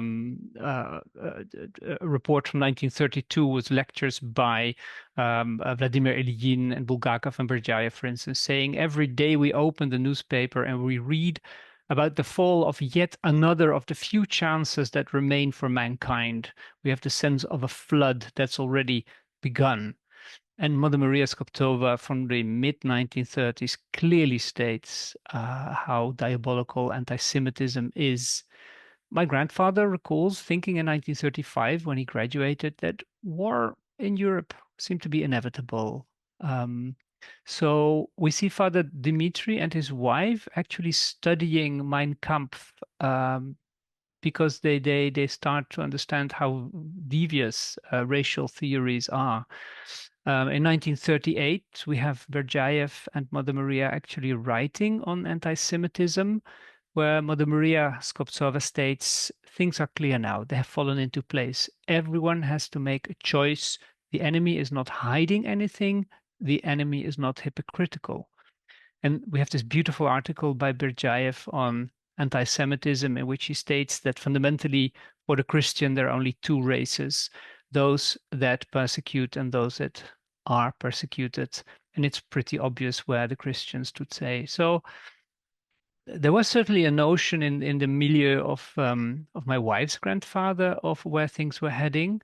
What my grandfather recalls is this strong sense that now everything that is dear to us in European civilization is going to waste. And then there is this fear, the fear for ourselves. Could I just be a bit more brave and believe that I will not be given something beyond my forces. I am not brave. And also the sense that the occupation is going to take long, unbelievably long, that the Germans are going to be in charge. So there was an anticipation, but not really. And that brings me to a second topic that we see coming back in these memoirs, as my grandfather says, this unbelievably refined method of screwing the bolts tighter and tighter, step by step measures, confining society, as my grandfather says, the years in which evil invaded every little area of life, step by step. And most people's care was how to be affected as little as possible. And the memoirs of my grandfather are ambiguous on the question to which extent they really understood what was happening to the Jews. In 1943, the deportations started to lead to an understanding of what was happening, and at the same time, even after the war or until the end of the war, they found it hard to believe that there were extermination camps. A few examples. Early 1940, his mother has a German supervisor at work. No free speaking anymore. All civil servants slightly later have to sign a statement that they're Aryans. I quote, "We had no choice, all of us signed." An aunt says, "Yes, I have no idea where I should find a Jewish relative, but the fact that I have to fill it out is evil enough." A friend has to strike some text from his PhD thesis to be able to defend. His sister, a teacher at the school, says, "It's a celebration today, but I can't celebrate. They chased away the Jewish children for the free food supply. It's so unjust." His friend from Amsterdam describing the creation of the Amsterdam ghetto. The friend describing how an alderman was arrested because he said something at a wedding. The miserable time of the Jews moved to the ghetto in Amsterdam in early 1942. All the actors have to sign up to the so-called cultural chamber to collaborate with the Nazis. His mother, my grandfather's mother, worries, maybe you also have to do this as an engineer to join a kind of engineer association. Step by step, it gets worse. One of the professors he graduated with is sentenced to death. And then in May 1942, the introduction of the David Star. My grandfather writes, "I remember this feeling of awkwardness and shame that would hit you when you would meet somebody in the street with such a star. Sometimes you would greet them even if you didn't know them. It was a kind of powerless reaction. And I think that the people concerned must have had very contradictory feelings like, thank you very much, but please help us. I also," he says, "recall this feeling of indignation when we saw the very refined propaganda posters. In 1942-43, things get worse. Deportations, roundups of Jews. They have some Jewish friends over for a weekend." And he writes, "You can't take them out of their depression and you get depressed yourself. In Amsterdam, everything is so criminal." His wife's aunt writes that our spirits are broken by the persecution of the Jews. We go into 42-43. In many cities where Friends live, all the Jews have now been deported. It's terrible with the Jews here. A friend writes, "We see suicide cases at the station, complete despair." A friend from The Hague writes how the police rounds up Jews and saying that the Dutch police officers were very polite, but I had the impression of a henchman who had found an extra soft piece of rope to hang them. And then things get even more grim in 43-44, friends being shot at random, summarily, his grandmother's house being searched. And here we also see in 1943 how my grandfather starts to think.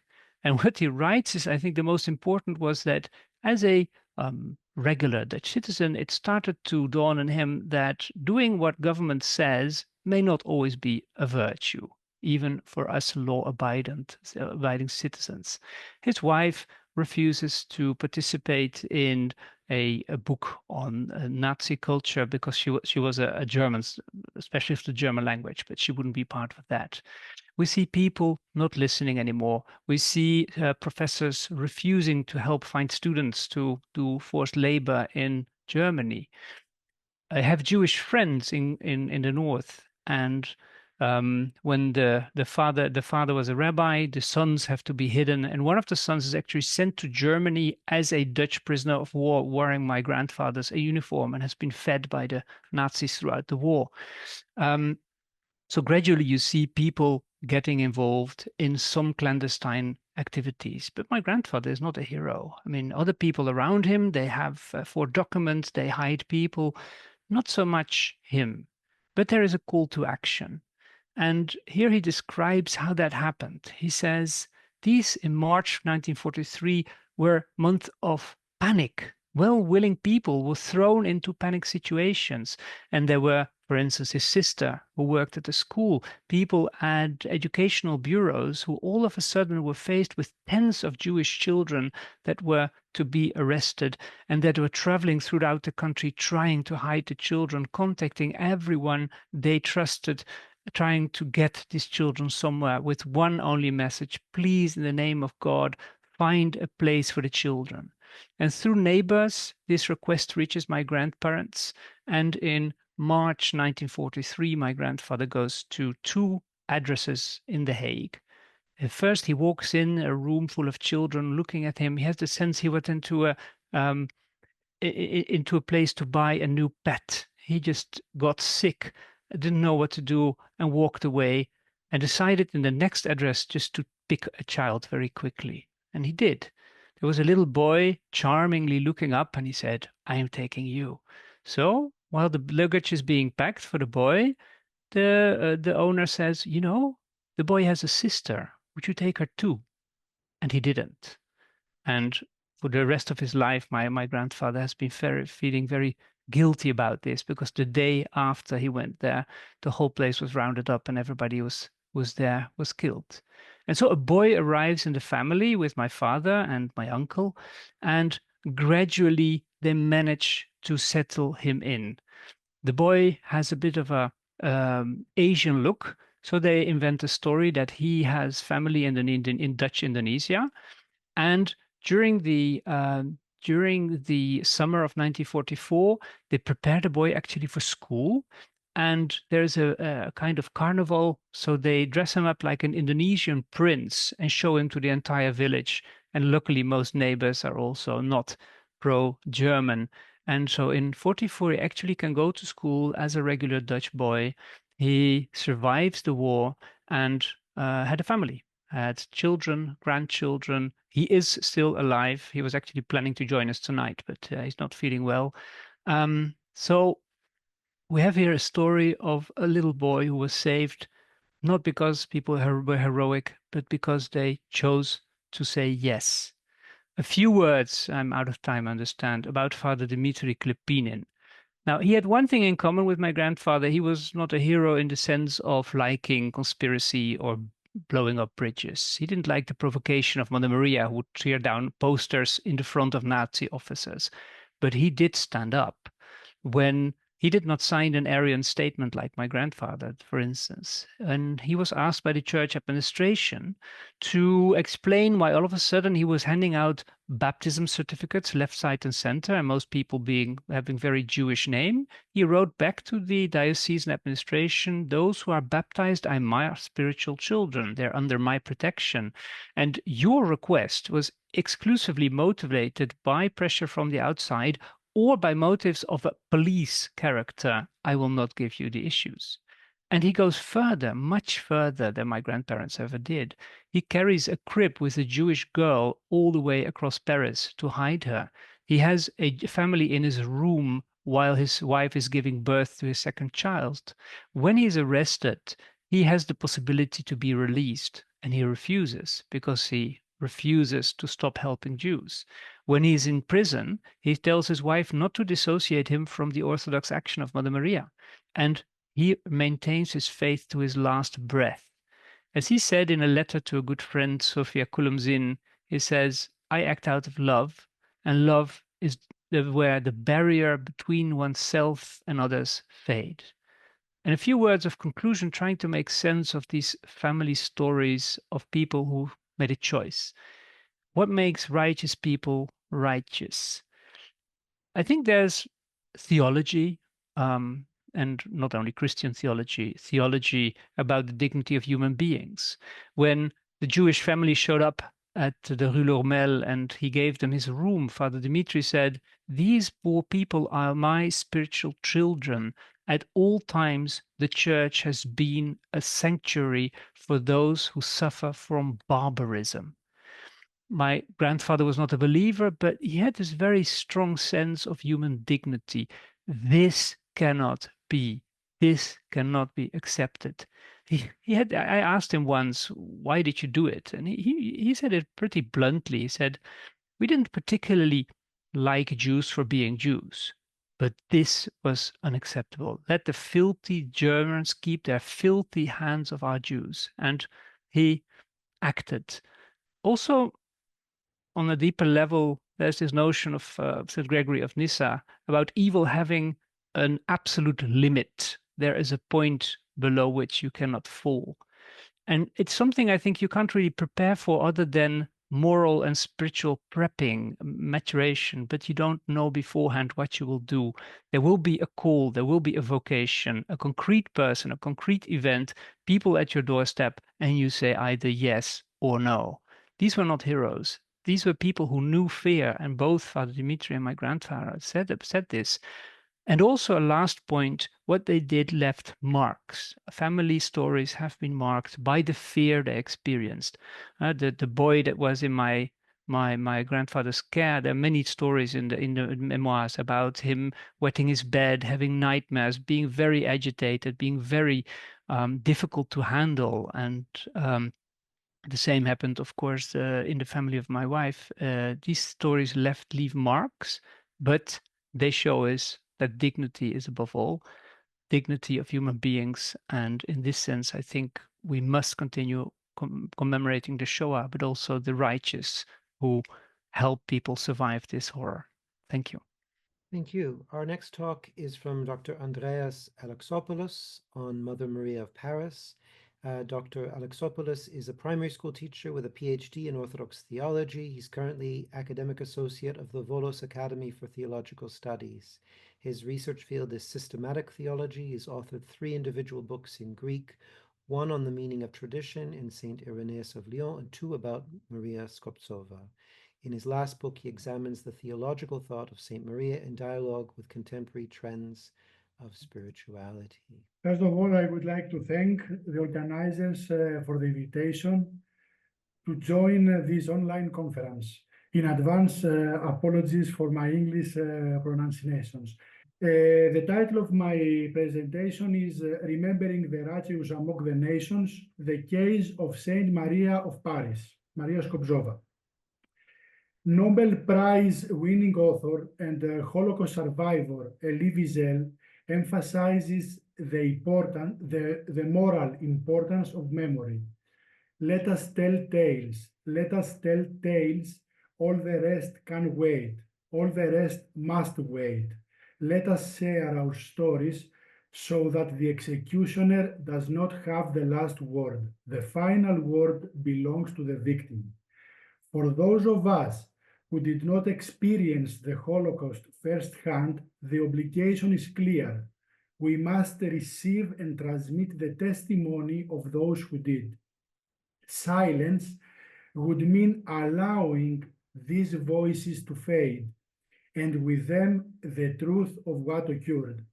This responsibility is especially binding for Christians whose faith is rooted in testimony. The church preaching, kerygma, is itself a form of witness to the cross and resurrection of Christ, shared by the apostles as first-hand experience. The witness of faith is inseparable from the witness of suffering. But what kind of testimony is the Holocaust? Paul Bartrop has called it the ultimate record of the collapse of the Western civilization, of moral values, of humanity itself. Yet it also bears a uniquely theological character. Within the extermination camps, voices emerged that wrestle not only with suffering, but with God's very being. One survivor declared, "If there is a God, he will have to beg for my forgiveness." Others spoke of divine absence, indifference, even death. These cries reflect a theology of despair, of a cross without resurrection. Yet this is not the only theological response.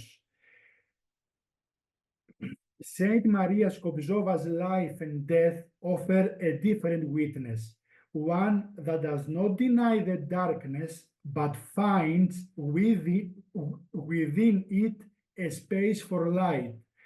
Her actions and martyrdom became a testimony to Christ crucified, and more radically, to Christ risen in and through human solidarity. Where others saw device silence, she chose to act in God's name. The Holocaust forces theology to the edge of silence, but some voices, like Maria's, speaks from that edge with an authority born of suffering, compassion, and love. Saint Maria Skobzova, born Elizabeth Pilengo on December 8, 1891 in Riga, experienced an early crisis of faith. When her father died in 1906, she concluded that God and death could not coexist and abandoned her belief in God. After moving to St. Petersburg, Elizabeth became involved with a radical intellectual circle known as the Tower, where revolutionary and atheist ideals flourished. She married Dmitry Kuzmich Karavayev, a Bolshevik and former political prisoner, in 1910. Their union, however, ended in divorce 2 years later. In 1913, she gave birth to her daughter Guyana, who tragically died young. But then Elizabeth,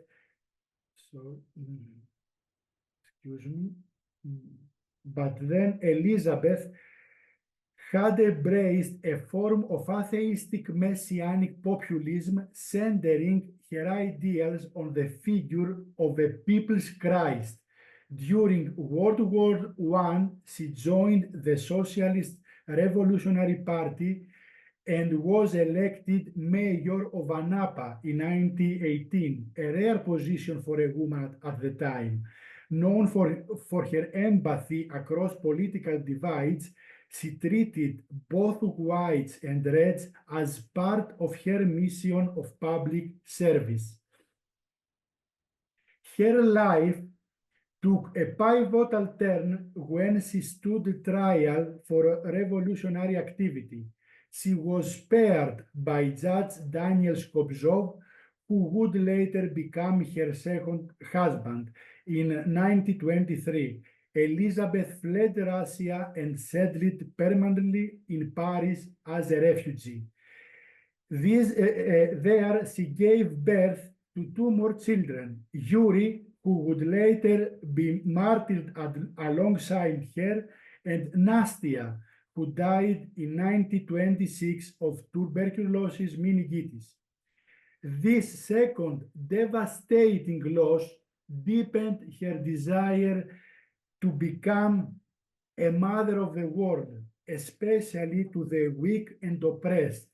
The calling she discerned was not towards withdrawal, but radical solidarity, a form of monasticism rooted in motherhood, in which service to others was the ultimate form of prayer. Increasingly, Drawn to this vision, Elizabeth ended monastic life in 1932, receiving the name Maria under Metropolitan Evlogius.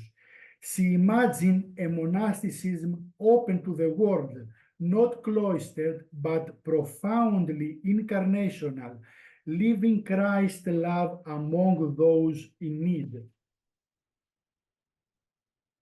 Although she visited traditional monasteries in Lithuania and Estonia, she felt uncomfortable with these esteemed centers of Orthodox spirituality, which focused on preserving the Byzantine rite and cultivating monastic prayer.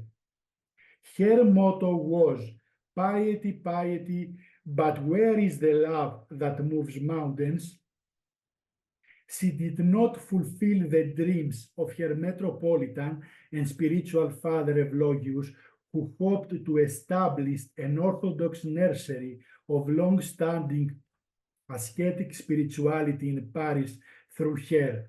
Maria was an idiosyncratic case, following her path and often clashing with those who adhered strictly to established rules and formulas, which led to several rivalries. For a nun, Maria was a paradox. She frequented the bars of Paris to find the poor souls of life, where she would consume beer, smoke constantly, and generally disregard her religious duties by breaking fasts and skipping services. Antony of Souros was reportedly horrified in the sight of the robed nun with a cigarette in one hand and a beer in the other, choosing not to approach her. However, this did not mean she neglected her monastic life. Instead, she followed her own rule, which was centered on self-sacrificial love for her neighbor. From morning till night, she dedicated herself to the service of all types of brothers and sisters in need. Her arms were always open to anyone. She rented houses in Paris to accommodate people facing various challenges, cooked for them, washed their clothes, comforted them, entertained them, and listened to their pain and suffering. This was her interpretation of a monastic rule. In October 1939, Father Dimitri Klepinin arrived in Lourmel. Maria found in him someone who understood her work and knew how to place love above norms. She no longer felt so lonely. Father Dimitri was a man of generosity with a loving heart. His sweet and calm character complemented and restrained when necessary the impulsive and sometimes explosive nature of Mother Maria. Together, they navigated the palpable darkness of human atrocity during the moonless night of the Great War, always standing beside every man their neighbor. This is Father Dimitri Klepinin. But let's start from the beginning. When it was suggested that she leave Paris to escape shortly before the Germans arrived on June 14, 1941, Mother Maria declared, "I will stay here." Her attitude was anything but neutral. She took a firm stand even as a Christian, saying, "But how can you be a Christian and a Nazi at the same time?" She despised and abhorred the regime, voicing her opposition whenever possible, tearing down the posters the Germans put up in Lourmel, labeling Hitler as insane, and writing articles condemning the Nazis. She openly longed for their military defeat and the punishment of their collaborators. Thankfully, Father Dimitri intervened, bringing her back to the order of her Christian vocation. Lourmel and Noisy had become hubs in a complex network of resistance and escape routes. There was a prevailing atmosphere of conscription, and Christians could not remain uninvolved. On June 7, 1942, an order was issued in Paris mandating that all Jews wear the Zion Stern, the Star of David. The last act of the tragedy was beginning. Mother Maria discerned the essence of the circumstances. With her Christian beliefs clarified in her mind, there is no Jewish problem. Rather, the problem is Christian. The battle is against Christianity, and it is the duty of the Church, once persecuted by Caesar, to stand by the Old Testament Church. That was her sayings. She proclaimed the beginning of the age of confessors. Father Dimitri, convinced that Christ would do the same, began forging baptismal certificates for Jews seeking refuge at Lourmel to escape the final solution. During the pogrom of July 15 at dawn on the 16th, 6,900 Jews were arrested and confined in the Velodrome d'Hiver Stadium under squalid conditions, with only one tap and 10 toilets. From there, they were to be deported to concentration camps in the east. Mother Maria used her position as a nun to enter the stadium to provide help and comfort. It was rumored that she persuaded garbage collectors to smuggle some children out hidden in garbage bins, like this. On February 8, 1943, the Gestapo arrested Yuri, her son, and the following day, Father Dimitri was taken as well. Hoffman, a Gestapo interrogator, questioned Father Dimitri for 4 hours. At one point, he even offered to release him if he agreed to stop helping the Jews. Father Dimitri's response was monumental. He calmly displayed his priestly cross and asked, "What about this Jew? Do you know him?" Hoffman angrily slapped Father Dimitri, sealing his fate. On February 10, the Gestapo also arrested Mother Maria. The 3 of them, along with Pianov, the only survivor among the 4, were taken on Romensville. From there, the 3 men were sent to Cabienne, where at the end of April, Mother Maria was also sent, where she saw her own son Yuri for the last time. On April 22, 1943, Mother Maria was transported to the concentration camp at Ravensbrück, a place described as either the depths of Hades or the top of Golgotha. The concentration camps were machines of death, designed with a perverse logic that sought to destroy humanity at every level.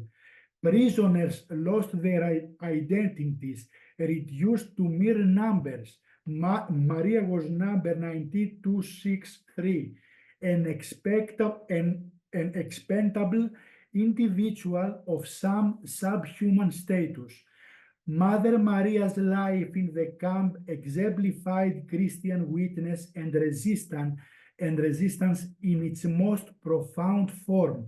She embodied the belief in the value of each person as an image of God, an image that could not be stripped away, even in the extreme alienation of the concentration camps. Her actions served as a testament to the ultimate victory of good and the most improbable hope. We describe this hope as improbable because it is not based on any logical probability. In the camps, one could see the overwhelming presence of evil, the monarchy of death, and the horror of the absurd. Yet, this hope was not anchored in reason. It was a faith that itself anchored reason. The concentration camp of Ravensbrück, in the photo. I often suspected the hell is here on earth.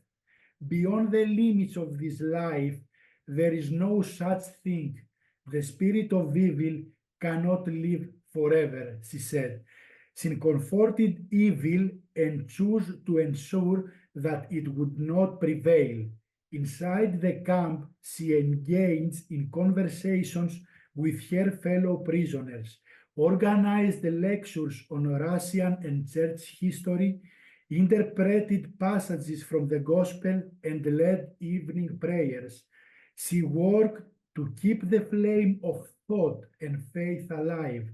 In a remarkable act of generosity, she shared her meager food ratios with those in need, an act that in the camp could lead to one's own death.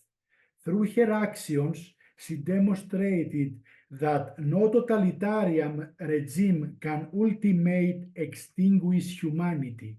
This was and remains a profound victory against Nazis and any tyranny. The presumption to define who is human being and who is not.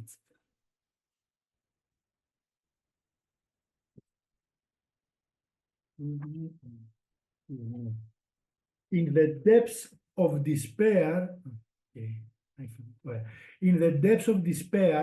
having been stripped of her children, Mother Maria fulfilled her vocation of motherhood, a motherhood that transcended biological ties, embodying universal grace. Rosanne Lascru, a fellow prisoner, reported, "I don't know exactly what Mother Maria said to them, but when they left, they were glowing with joy." She further noted that anyone who sought comfort from Saint Maria was embraced like children. On March 31, 1945, Holy Saturday or Easter Eve, she was taken to the gas chambers of Jugendlager just outside Ravensbrück. The next day, the Red Cross arrived to negotiate the release of 300 prisoners. Some sources indicate that she was not called in the last fateful selection before the camp's liberation, but chose to exchange her life for that of a young Polish woman. In any case, she willingly offered herself to the Holocaust, thus helping each of us accept our crosses, as a fellow prisoner reported. Years later, a friend of hers dreamed of her crossing a field. In surprise, he asked, "But Mother Maria, they told me you were dead." She looked at him playfully and replied, "Well, it doesn't matter what they say. You see that I'm alive." The church celebrates her memory on July 20. Before closing my presentation, I would like to emphasize two key points. Firstly, Saint Maria does not seem to advocate for replacement theology or supersessionist theology. In other words, Saint Maria did not claim that the people of Israel had ceased to be God's chosen people, or that they had been replaced by Christians. She does not assert that Christians are now the only covenant people. This distinction is extremely important.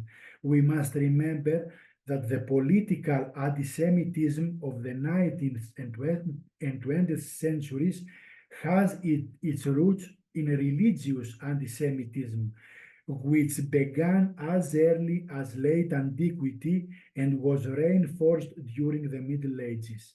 Christians historically accused the Jews as a religious group, not as an ethnic or racial group, of being killers of Christ, suggesting they were not longer God-chosen people and had no share in his blessings and promises. In contrast, Saint Maria Skobtsova, in one of her poems, expresses a different view. Two triangles, the star of King David. This crest of the ancestors is no insult. It points to a noble path. It points to a chosen people. According to Saint Maria, Christians and Jews belong to the same people, the people of God, and indeed, Jews are the ancestors of Christians. Not only have the Jews not lost their privileges, but they remain the chosen people. Saint Maria stands firmly against anti-Semitism. Secondly, Saint Maria was honored by the state of Israel as a Ratzeus among the nations. Paul Paltrop also notes, by an act of Israel Knesset parliament in 1953, non-Jews who risked their own lives and often those of their families to aid or rescue Jews have been recognized as Ratzeus among the nations. In my opinion, and with that I will conclude my presentation, it is crucial to highlight that Saint Maria did everything she could to help her fellow Jews because of her strong personality and individuality, as well of her appreciations for people regardless of their background. We would remember that she grew up in Russia, the country where the forged protocols of the elders of Zion were first published and where anti-Semitism has a long and tragic history. In Orthodox Russia, in the late 19th and early 20th centuries, some of the deadliest pogroms against Jews occurred, resulting in thousands of deaths. Yet, Saint Maria, along with her associates, followed her solitary path before Jesus Christ, believing that all people are made in the image of God. Therefore, as a true Christian, she brought the witness of the resurrection into the darkness of Nazism. Thank you very much. We are trespassing on everyone's time, I know, especially for those of you who are further east, and I know especially for Olga Meerson herself, for whom it's already after 10 o'clock at night, but please stick around for her talk. She's a French author of novels and biographies, especially about Elisabeth Bersigel and Cyril Argenty. Currently, she's a PhD candidate in liturgical theology at the St. Sergius Institute and Catholic Institute in Paris. Olga Meerson will speak to us about the example of Father Cyril Argenty. So over to you, Olga. Thank you. So many thanks to all the organizers of this important symposium. I will now present briefly, I will try, the figure of Father Cyril Argenty in two steps.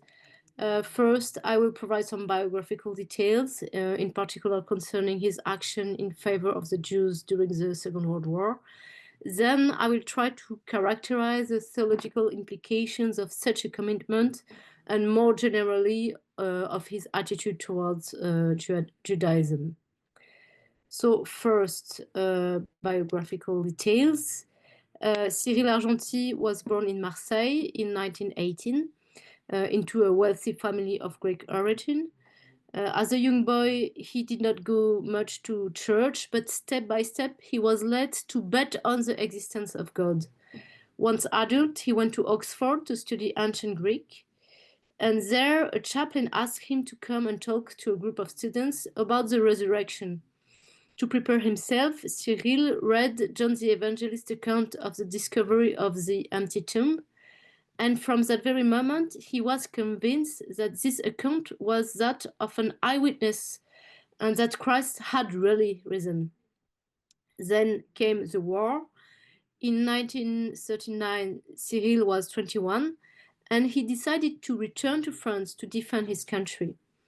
He was mobilized, but further to France's capitulation, he stayed in Marseille.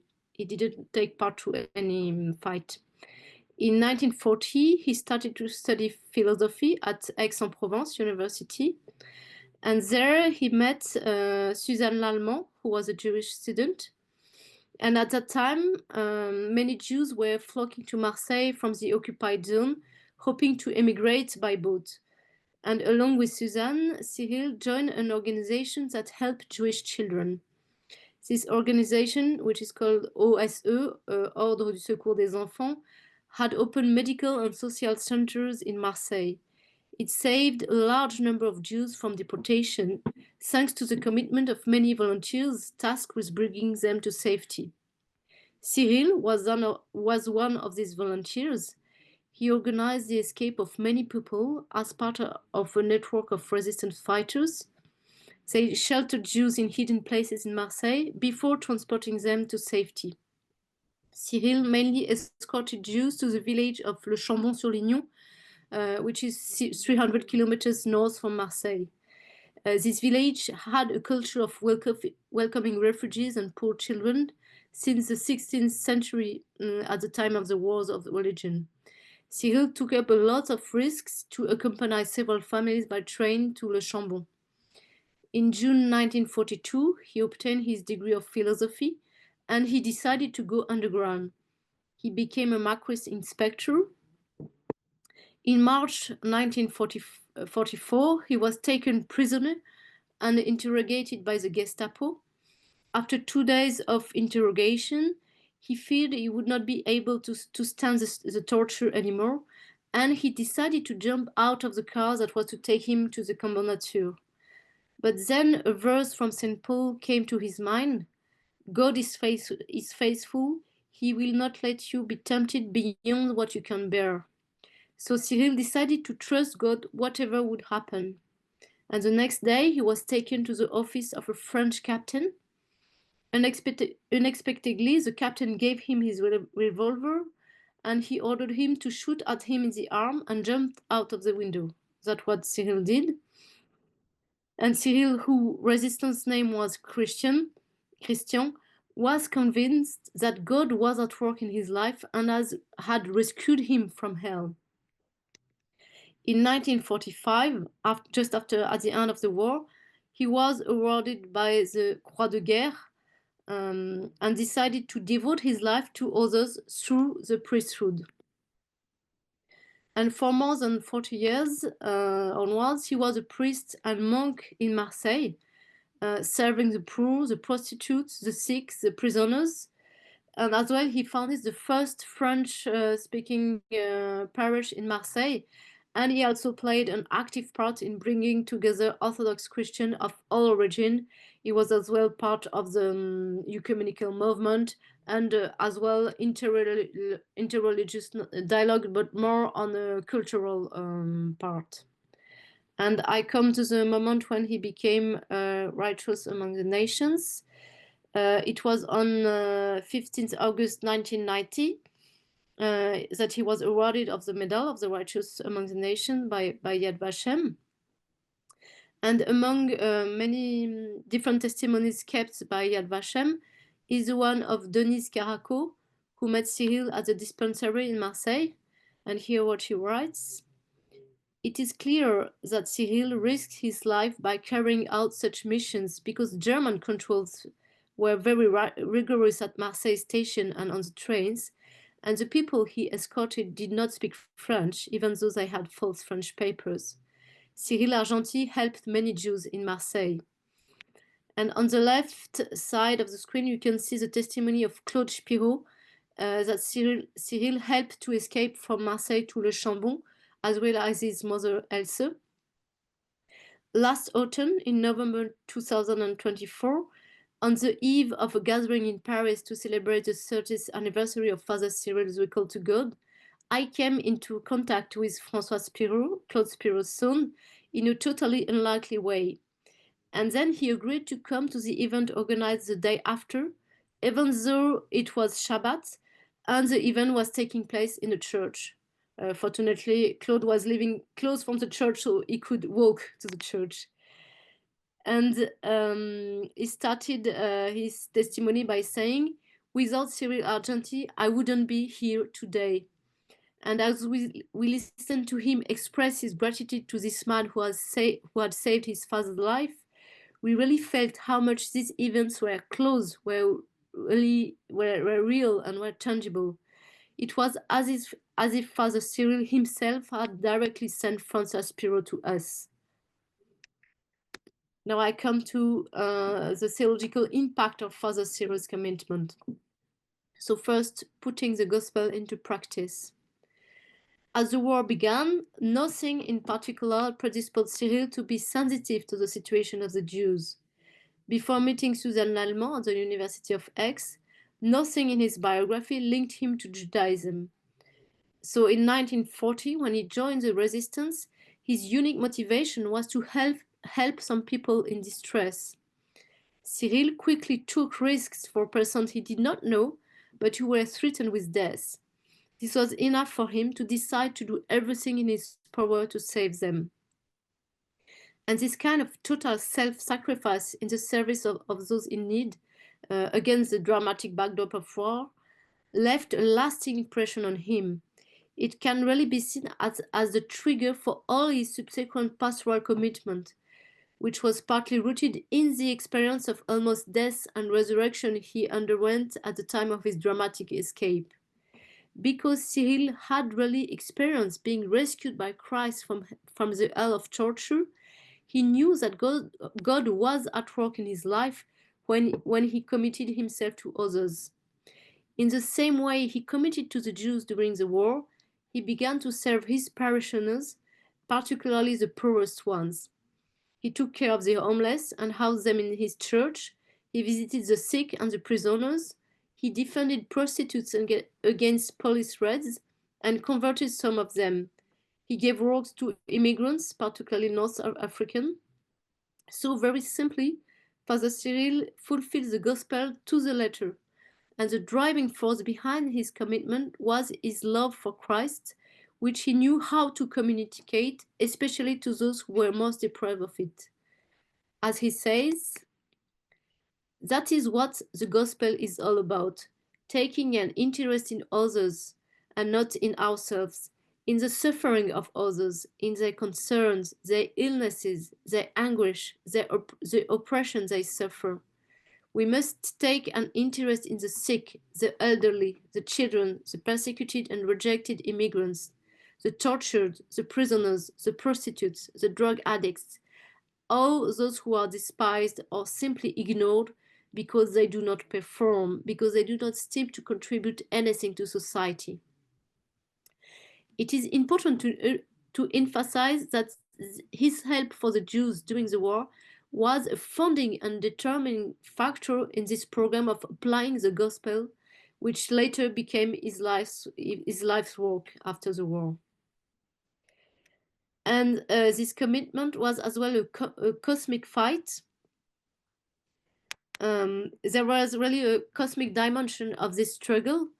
When he was talking to some young people about his experience during the war, and in particular about an episode in which he witnessed the roundup of a whole Jewish family, he said, "I won't hide the fact that before the war, I didn't believe in the existence of the devil. Then, when I saw that there were people doing evil against their own interests, nothing did Hitler more harm than the torture and massacre of the Jews, I saw something satanic in that." So by fighting alongside the persecuted Jews, Cyril felt very clearly that he was on the side of good, contributing to Christ's fight against evil and the devil. During the time of war, it was a physical, concrete fight, but that became also an inner fight throughout prayer. And as a theologian, Elisabeth Bersigel, who knew Father Cyril well and who contributed as well to the protection of children during the war, as she puts it, to intercede is to enter into the fight of Christ. And last week, as we already recalled, in the celebration of the Passion, we heard the emphasis placed on Christ's struggle against evil. In particular, the hymns make extensive use of antithetical parallels to denounce the greed of Judas or the jealousy of the Sanhedrin, with a view to enhancing the long-suffering of the gunman who freely accepted death. In doing so, as we saw, some hymns fall into a schematic simplification, reducing Judas, for example, to the simple trait of avarice in order to warn the listener against this vice. And more serious is the generalization of Jesus' murderers to the Jewish people as a whole, with the disastrous consequences of the anti-Semitism legitimized by these liturgical texts that Olga already she already told about this. But however, let's see that at the roots of these hymns is the aim of highlighting the cosmic struggle into which Christ came to plunge himself in order to snatch us from sin and death. So it is a call to each listener to clearly identify where good and evil lie according to his or her time. And what is striking with Cyril is that he took up this call in a context of ostracization of the Jews, where siding with them could lead to death. Nevertheless, he listened to his own conscience without the slightest hesitation, despite official pressure to collaborate in the deportation of the Jews.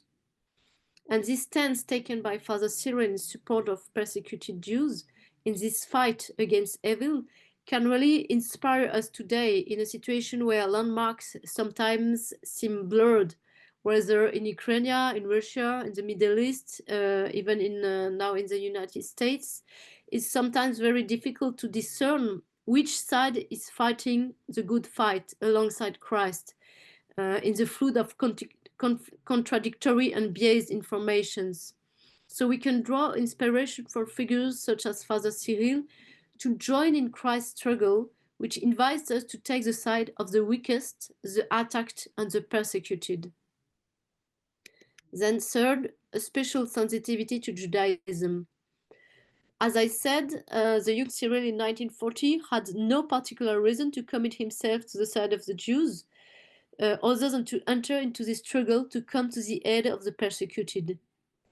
As a disciple of Jesus who had taken the gospel and the whole Bible seriously, Father Cyril eventually developed a special sensitivity to Judaism. This was expressed in particular in the letter he wrote to the director of Yad Vashem when he learned that it had been recognized as righteous among the nations.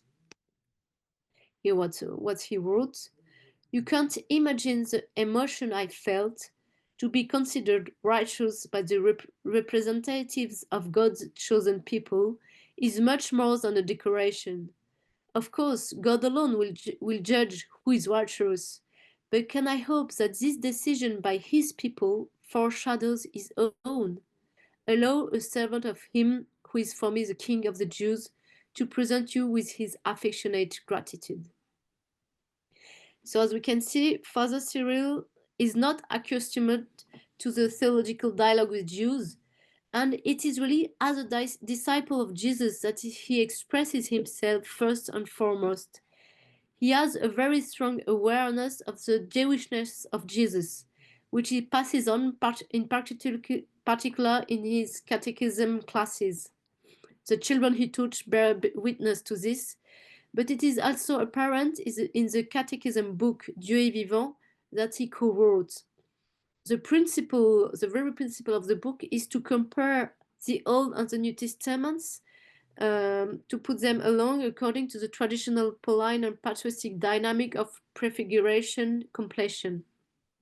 And the whole chapter is devoted to the question of the current relationship between Jews and Christians, in which in this chapter, Father Cyril's concern is clearly recognizable. I think he wrote this chapter, even if we don't really know who wrote what in the book. So in this chapter, after rehabilitating the historical figure of the Pharisee, Father Cyril explains the type of Pharisaism denounced by Jesus. Here what he says.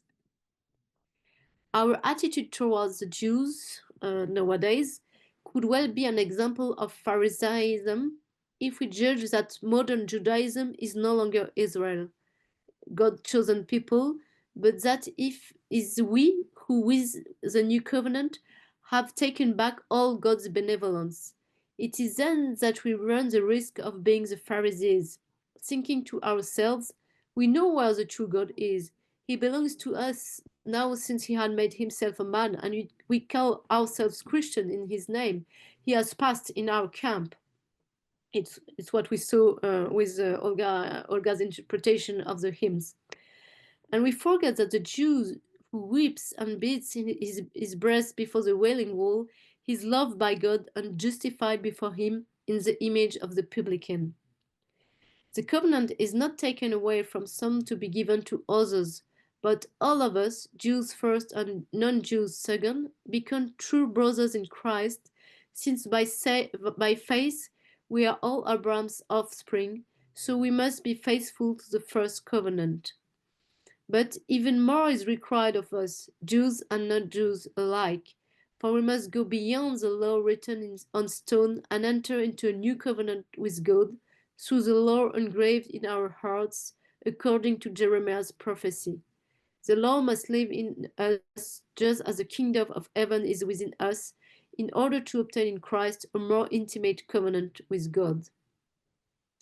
So maybe to those who are now actively engaged in dialogue with the Jews, this position may seem well known or maybe awkwardly expressed or not taking enough account of the specificity of Judaism. But let us put Father Cyril in context.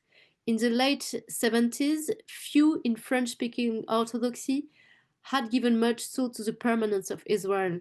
And Father Cyril himself, as I have said, was not engaged in any particular dialogue with Jewish people.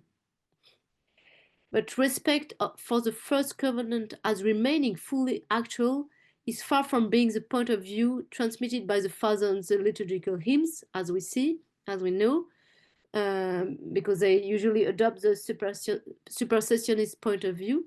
And yet Father Cyril, who was very respectful to the patristic and liturgical tradition, achieves this point of view of the permanence of Israel through an honest process of reflection. And in the catechetical book Dieu est vivant, he does not hesitate to highlight Roman chapter 9:11 in support of this position, and this was very little defended in his day. So he's a kind of is a forerunner about this question in the Orthodox French speaking area. And as a very brief conclusion, I would say that also he was not really involved in a specific active dialogue with the Jews. Father Cyril shows us an example of total Christian coherence, of an attitude of profound integrity, which led him, on the one hand, to risk his life to save Jews persecuting during the war, and on the other hand, to affirm the perenniality of the first covenant today. And these two aspects remain deeply inspiring for us today. And if you want to go further with the figure of Father Cyril Argenti, here are several books that you can read. Many thanks for your listening. Thank you enormously, Olga. Thank you to all of our presenters today. And thank you for your patience as we ran over, inevitably so, I imagine. Tomorrow, we reconvene at the same time as today, so 2 p.m. Eastern Daylight Time, 8 p.m. Central European Summer Time. For our third session, which will be focusing on reckoning with Orthodox involvement in the Shoah, that is to say, anti-Semitism, fascism, and direct participation in the Holocaust within some of the Orthodox Christian nations, specifically focusing on Serbia, Romania, and Greece. And then a final and fourth session, which will be more of an open discussion where you can ask questions of any of our presenters. There'll be some discussion between us. But thank you all for making today a really marvelous time together, and appreciate your participation and support, and see you again tomorrow. God bless you all.